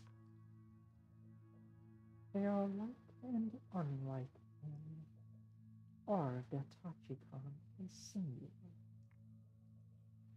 but he represents many waiting in the amber warrens below. They have not always been treated kindly. I myself was unkind. When they emerge, they hope the Tachikon's work will have gone forth. The Tachikon makes a series of frantic burbles. Oh, for goodness' sake. He has something for you. A piece of amber in the vats. I would undertake this task myself, but if the Tachikon fails, I will upset someone. A baseless accusation, but since my impeccable service is in question, we would like to ask you. The Tachikon makes a strangled booming noise. A stall holder. Oh, he wants you to give the amber to someone who owns a place of commerce.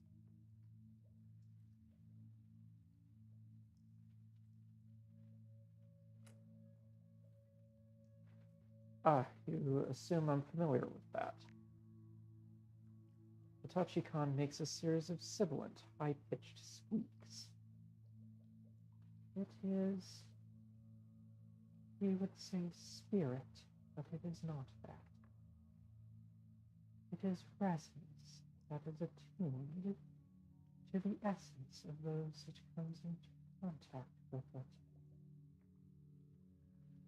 Like leaving a fingerprint in warm clay. It is how I was found when the city fell. He remembered me.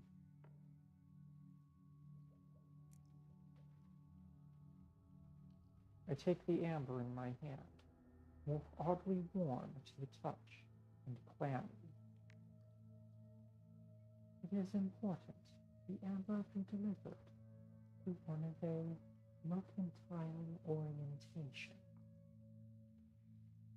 I hope you do not mean that dreadful costermonger at the market. I refuse to translate your speech for her. I do not know nearly enough insults in this town. The Tachikon makes a series of indignant honks. Oh, very well. Someone vaguely successful. Don't ask me why. I don't understand it myself. I need to hold the amber. Then bring it back here. Give the Tachikon's amber to a shopkeeper, then bring it back. The Tachikon makes a series of frenetic warbling noises. Ah, yes. He wishes for you to have one for yourself as well. New item acquired. Amber brooch. A token of rubbery kind and an expression of commitment to the meat. Surface? What surface? Now, hope you'll find your own way out. I picked up an amusing novel, The Mori.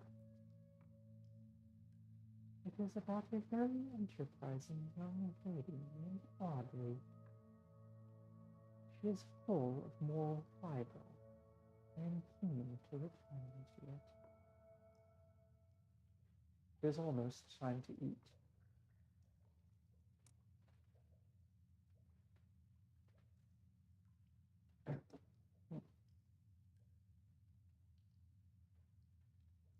With the combination of badge and apron, I look as though I'm distributing food on behalf of the ministry.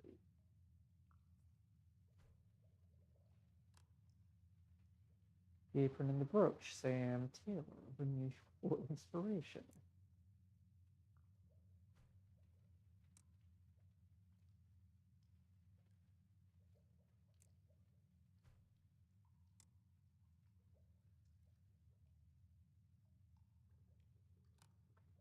Which is surprising, but might be explained as a strange find at sea.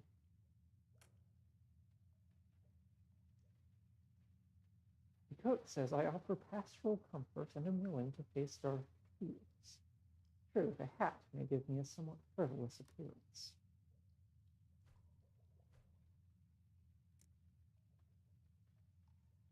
As for the brooch, the tentacles are only visible when one comes close.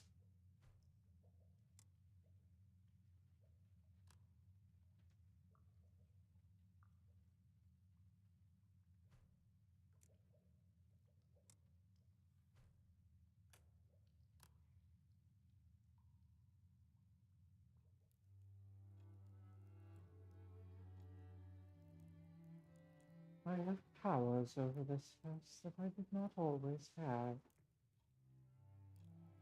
One might even say that I share in the house, that its body is mine in a sense. My foundations go deep. What are you telling me? That the fabric of this house obeys me. The windows palace over.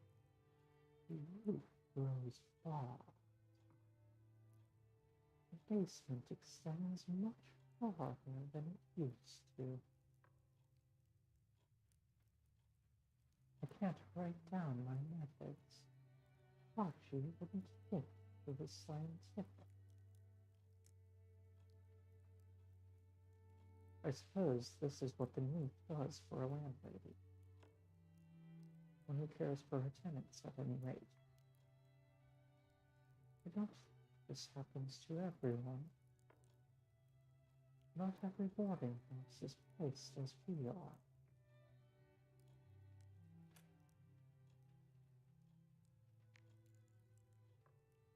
Dinner reaches an end.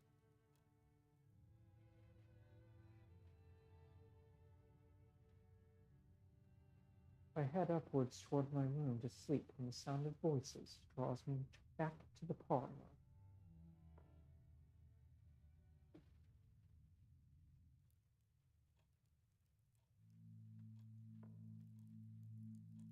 How many centuries? You're looking well for it, I must say. I've slept through a significant amount of it, and I'm told resin is an excellent preservative. Well, not every day I need to sleep in Mongolia, let alone something also being over 100 years old. Not that I meet many people these days, but I am glad you're not involved in the business in the basement. Cellars are best for wine and arak, and not connected by doors. I shall bear this in mind. I'll leave you two to it. So this is where you live. The decor is noisy. I feel an ache of the bed coming on, but preferable to moisten caverns dripping with amber.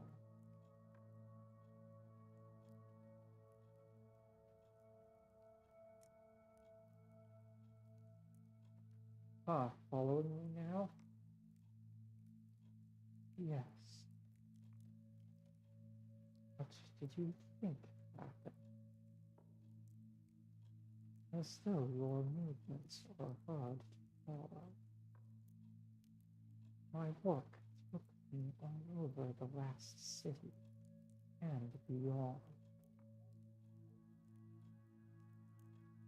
Keeping bestiaries accurate was not a job for the faint-hearted. I wished to talk to you alone.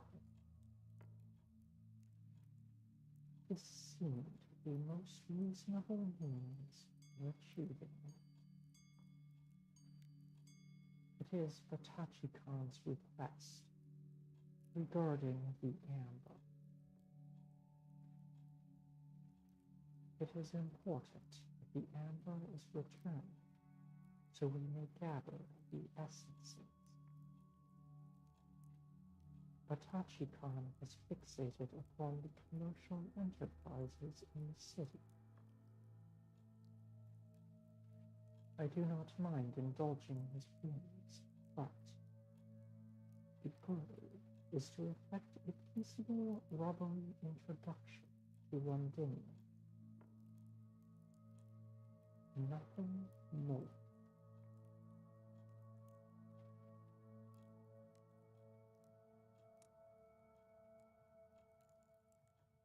You must be worried he won't need you.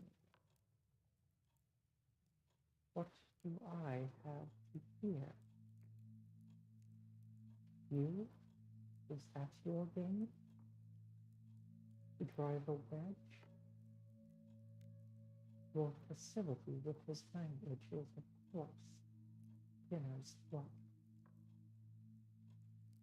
Or perhaps better ascribed to his long acquaintance with me.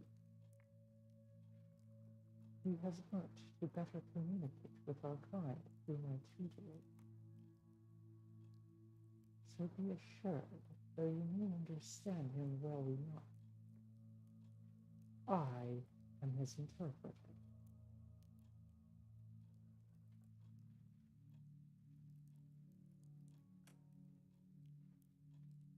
I did not mean to challenge you.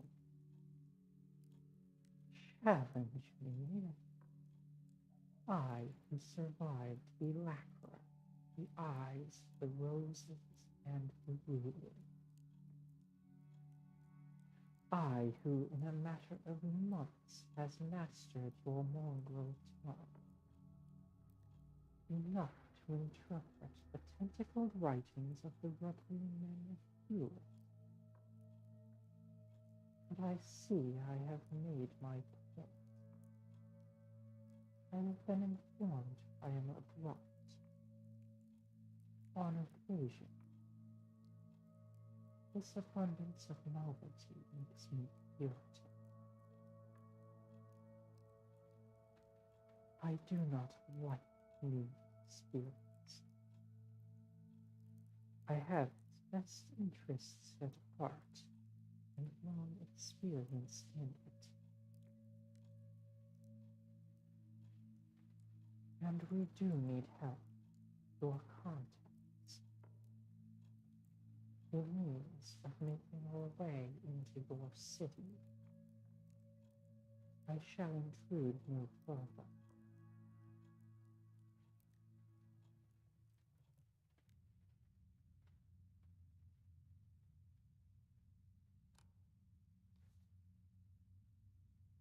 Okay, visit Ferret or Ivy to give them amber.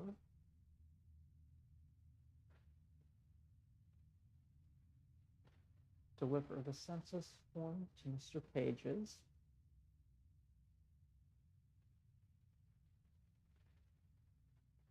Find David's relations.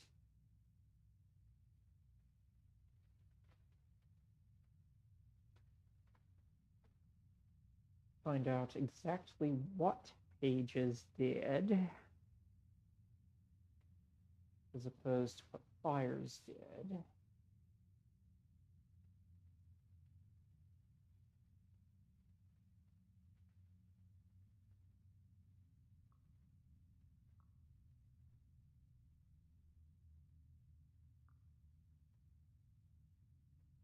Okay, Barclagen's census information.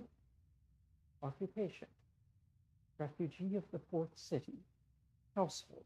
Inhabits subterranean retreat. Romantic interests. Considers all that behind her.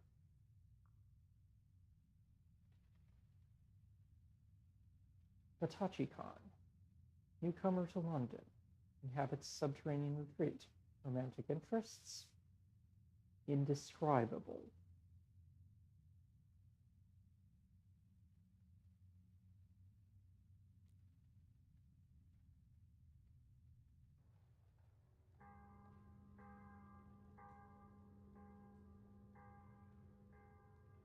"273 days since the fall.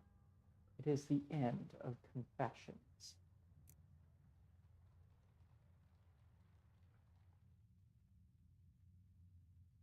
This morning I wake to furious pounding on the front door.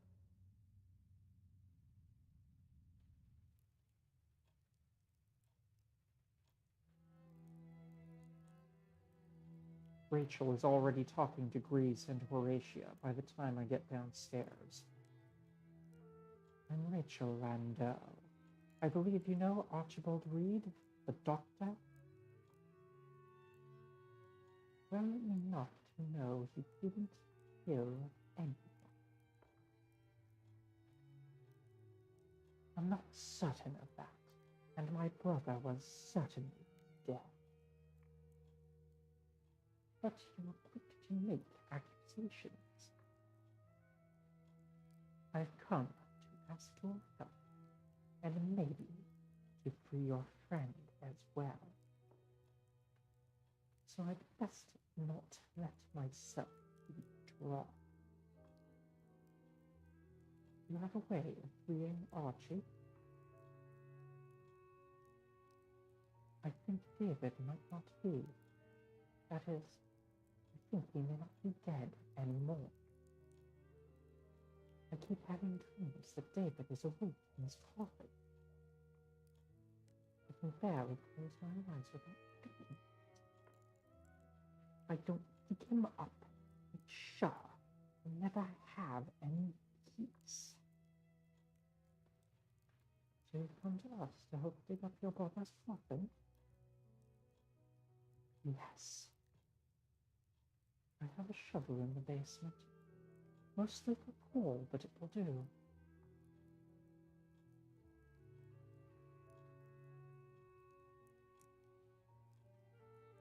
I don't reply.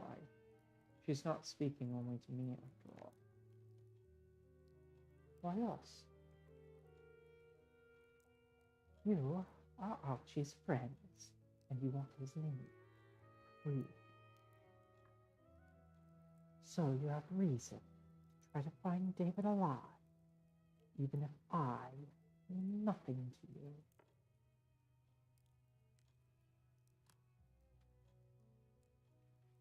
The condition of the corpse might reveal something about the drug used.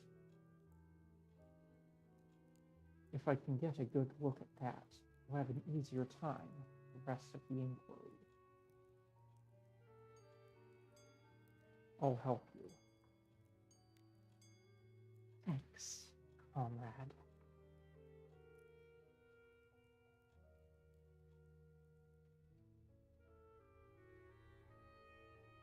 Here. There's only a fresh mound of earth. You're sure this is the one? It's not marked. I left these stones.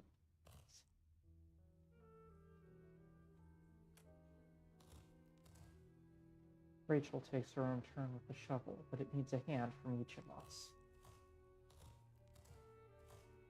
It's grim, slow work. When we've struck the bottom at last, Breeze climbs into the grave. Well, it's been a few days, alright? Breeze calls up from below. David is still deceased. Not sure.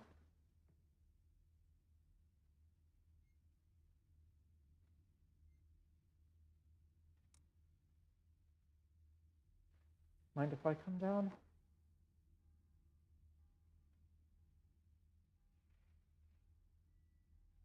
This corpse is definitely a corpse. I am not sure what I expected to feel in its presence. Not this.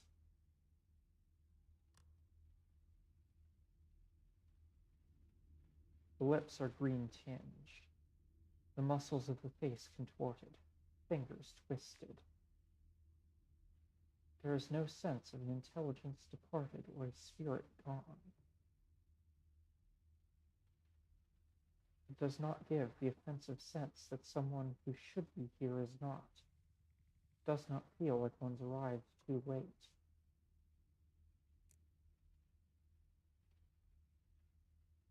The more I look, the more I'm sure of one thing.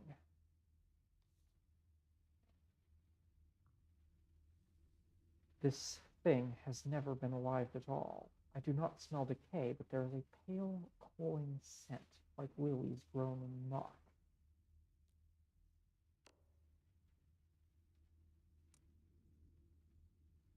Just where the hairline meets the brow is a line of 4 tiny sigils. I can barely make them out, even with a light. From above, Rachel calls to me in concern. I touch a sigil with the tip of my finger and flinch back. The touch of it stings. I've smeared it a little, I think. Does the corpse face different now than it did? Comrade! You were hoping to find David alive down there. He isn't.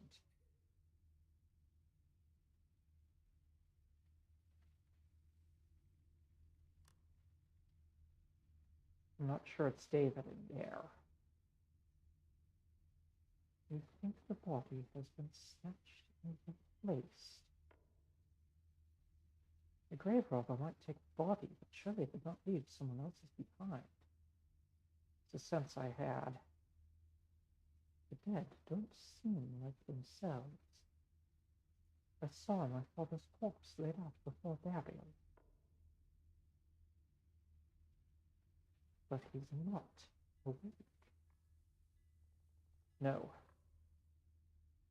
I'm not altogether sure I'd want him to be. My friend Milton once said that the laws of life and death down here are not as they were above. And so I thought, I don't know. Whatever he implied, your brother isn't returning. Most likely a mistake. I believe Mr. Miras is to blame for sending dreams.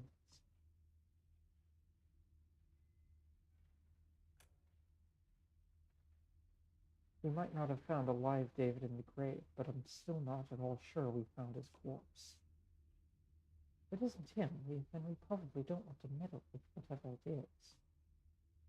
One thing I've learned at the ministry, there are things down here that resemble people, but are not people. Not even counting the devils. We can go.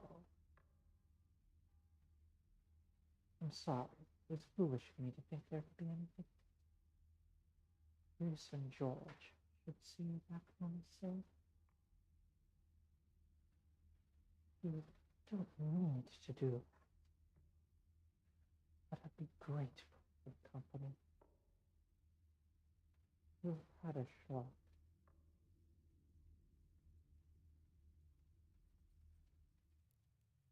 Okay, that was somewhat different from the preview. Phoebe, we have guests. Not guests, don't worry about refreshments.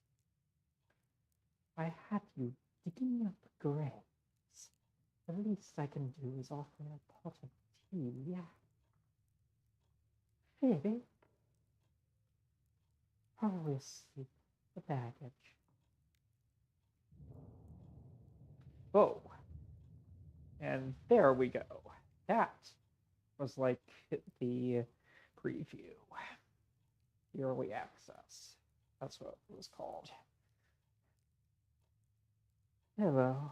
I let myself in. You were dead. I was.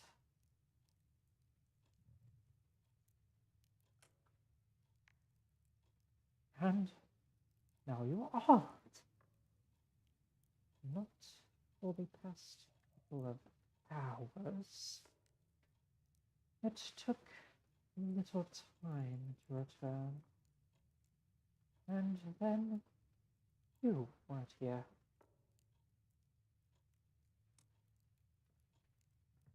How is this possible? I was truly dead, and I have returned. The paths of life and death are not as they are on the surface. That is the only explanation I can find. The question of the grave remains alarming. There was a corpse there, and you don't much resemble it. I didn't wake in my grave. I came to myself, standing in the midst of London. At one moment, I was crossing the last river, and the boatman put me back ashore.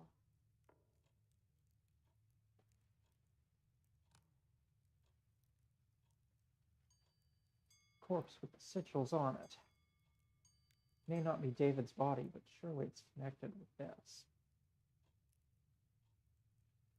I am not returning to dig it up a second time. My hands are raw, and I have more mysteries than I can manage already. As far as I am concerned, it was a malevolent, practical joke. And I don't need to know by who. If it was man-made, it was still a very strange creation. There may be others we can ask. People who know more about this kind of matter. I don't believe I have the pleasure of with your acquaintance, Miss Smith. I am a clerk at the Ministry of Accounting and Recounting. I was hoping, Mr. Mandel, you were trying to dig up your corpse. I dreamed you were alive, but you were trapped in me. I knew it might only be grief, but I dreamed it again and again, vividly. You should make a list of what to do. I will alert the Ministry that death appears not to be going as usual, and someone needs to inform Hajit that Mr. Lando is not dead, and therefore Archie is not a murderer. Someone did murder me. I was poisoned. It was excruciating. He really was completely dead. But he isn't dead now, so therefore that is not a murder. Whoever did it might try again, and I can't be sure it wouldn't work. Believe me, I still very much want to know who the culprit was. But rather hoped you might know who did it.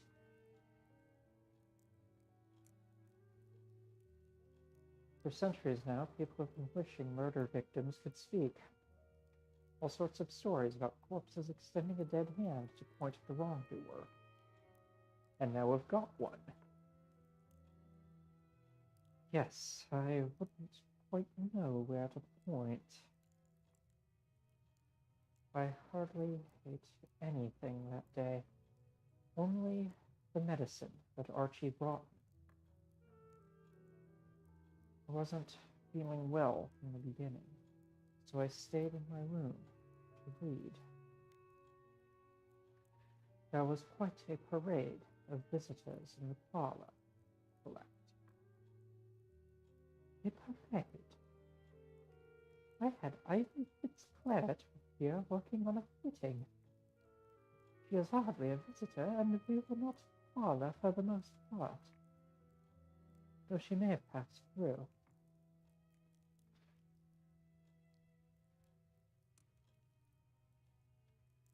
And you ate nothing, David? No, only Archie's medicine. No drinks? No tea with a bitter flavor and a gritty texture at the bottom of the cup? I would certainly have noticed. I thought as much. One always has the sense of poisoning victims being especially unobservant.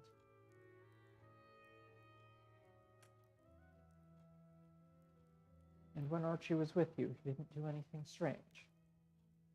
Nothing to make you think he had a sinister intention. No, his bedside manner was much the usual. He had moments of melancholy. He often spoke of being homesick. But otherwise, he only showed a concern to see that I was better. Although the flavor of the medicine that day was a trifle different. More like other ordinary medicines I've had before. He said it was a change in the ingredients available, and that he'd had to compound his own down here. It's a little troubling now I've thought of it. Oh, and a little. I'm sure it's only a coincidence, and the meaning was just what Archie said it was.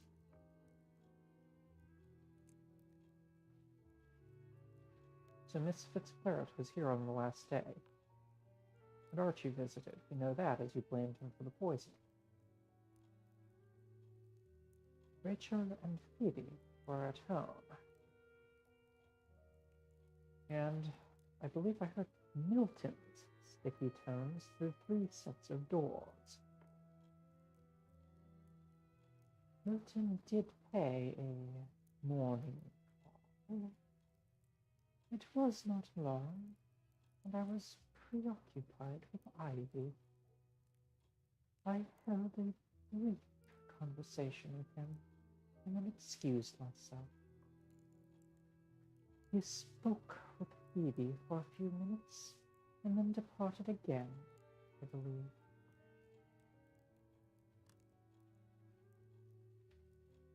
We should go home and leave you to your conversation. I imagine there's a great deal to say at such a reunion. You will let Constable Singh know that the murder is no longer a murder? I wouldn't want the matter to be dropped. It would be the most grotesque miscarriage of justice to hang a man for murder and give for such a thing and his victim still walking around London. Very I will alert Constable Singh to the fact that David lives. You do press your points. When you came to us for help, you said it would help free Archie. It's true, I did. And pray honor that commitment. That was a rash promise. It seemed reasonable, and I needed help. Can you see any of our cousins agreeing to come down and take a turn with the shovel? No, and especially not the Landau cousins.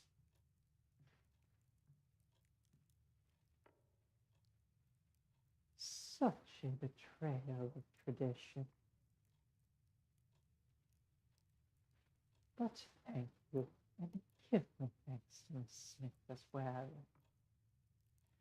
You were truly a great assistance in a terrible time. If it was Archie who gave the fatal dose, then something will have to be done. But of course we'll say it wasn't murder. You may say it wasn't.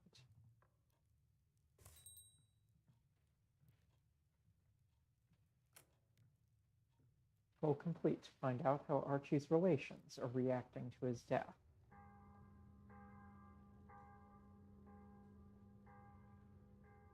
Day 274. We have finished the season of confessions.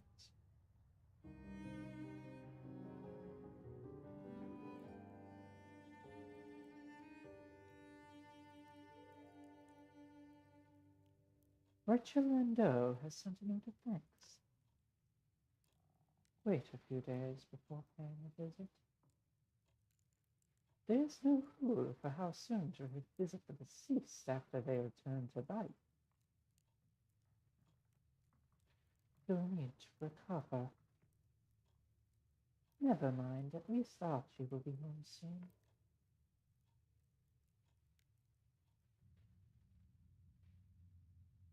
Archie does not return. His place remains empty. Horatia cooks him a portion, but he never comes to eat it.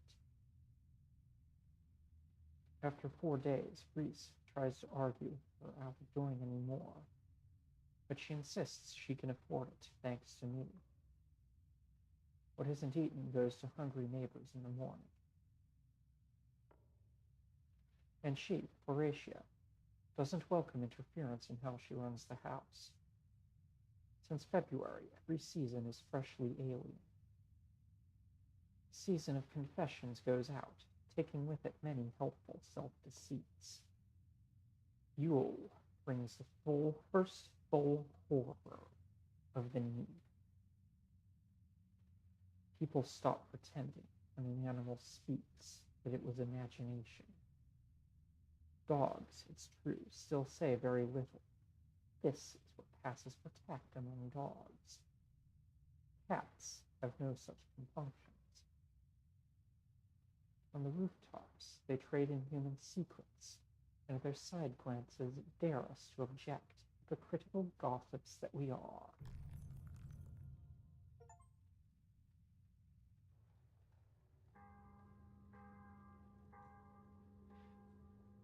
Day 291. 14 days remain in the season of Yule.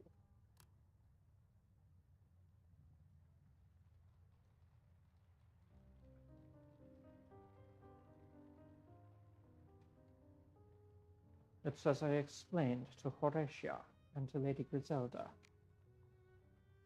By the terms of the law, a murder was still committed.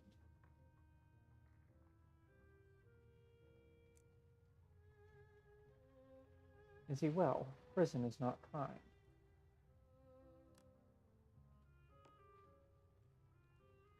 So far as I can tell, Archie is happier on the ungulate than he was before. He is a hero to the other prisoners. The trial will still be held just before Christmas. There is nothing I can do. There is nothing the Landeaus can do either. Miss Landau did send a letter to the court to explain her brother's change of circumstance.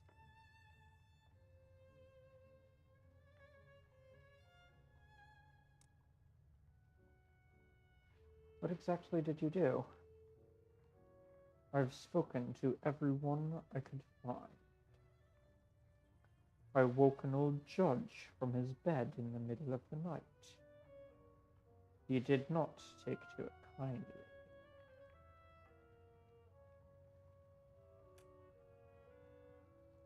That might not have been wise. Trust that I can defend myself against a judge's butler. Especially if I have just woken him from sleep. Archie will be tried. If we can account for his innocence, he may be freed. If we find evidence that someone else was involved, they may be added to the trial. If you find anything, if you have a good explanation for how it wasn't Archie,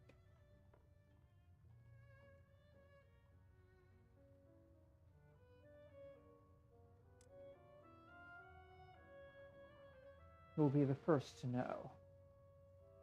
Thank you. Discover the culprit and help them repair their wrongs. I'll need to craft my theories the way Archie showed me. If I can't build a finished plan, I'll at least be able to come up with some hypotheses.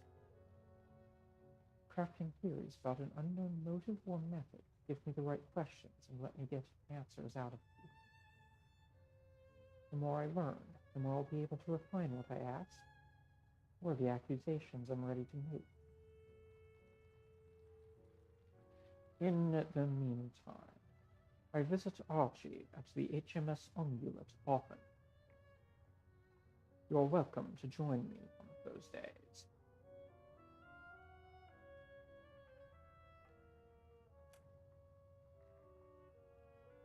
He speaks in a loud voice, just loud enough for me to hear, but so that anyone even a few feet further would not make out the words.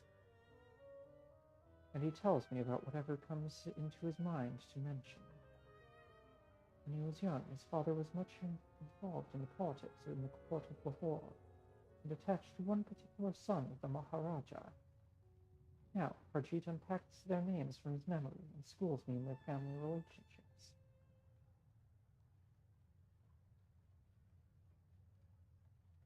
I can just manage another errand today.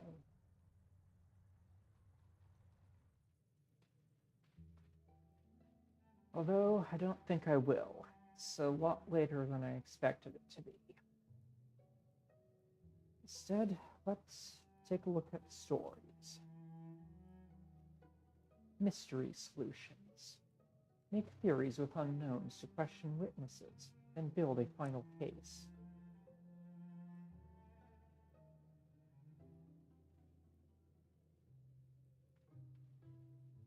Okay, so an unknown for some reason committed the murder. An individual of undetermined identity then acted as an accomplice or a hidden hand behind the event.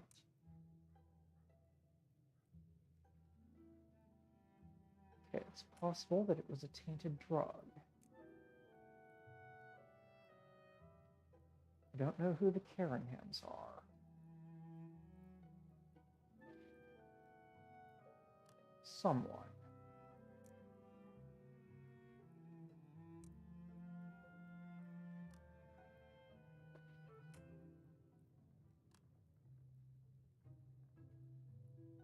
Had unknown purpose.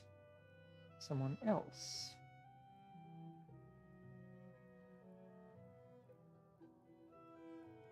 Had unknown purpose.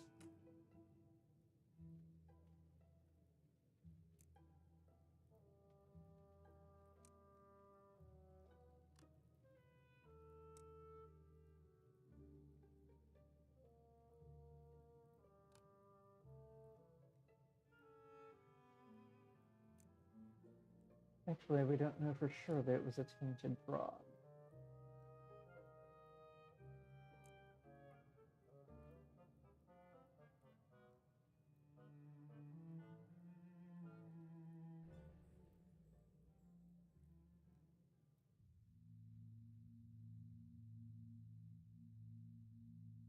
Sometimes now I try to remember the surface. What it was like before the fall, when we all still lived in a world of day and night, winter and summer. And Greece kept her distance from the other watchers and wore gowns. And there was enough food on the table, and it wasn't always the same. Sometimes I can't get my memory to go back further than the night of the fall.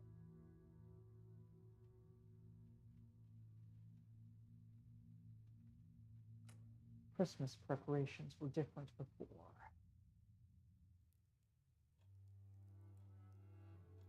What morbid thing are you reading now? The Illustrated London News. That's worse. What have they got this time? Engravings of the latest executions. Crowd gathered to see the deaths.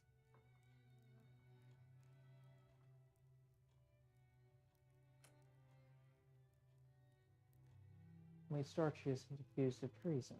They behead and quarter people for that offense, though not very often. It's the Queen with Prince Albert and the children, and a Christmas tree. Ah, they're sending that round again, are they? Then, this I recall, we took the picture and put it up to the mirror for decoration.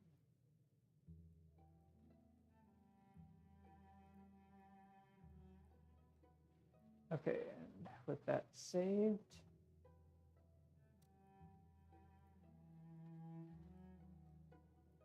that will be it for tonight.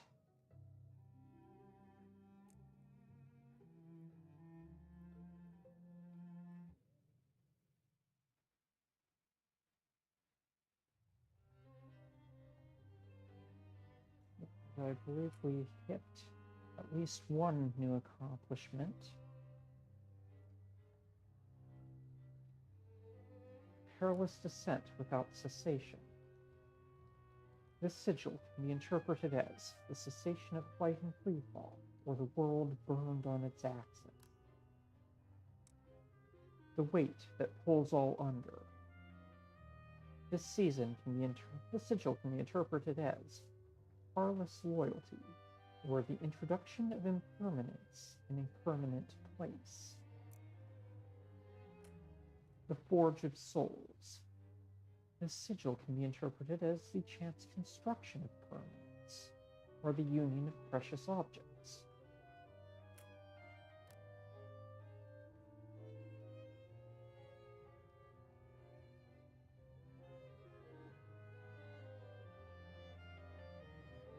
Okay, and it's getting pretty late. So, I am James. The game has been Mask of the Rose. Thank you for watching.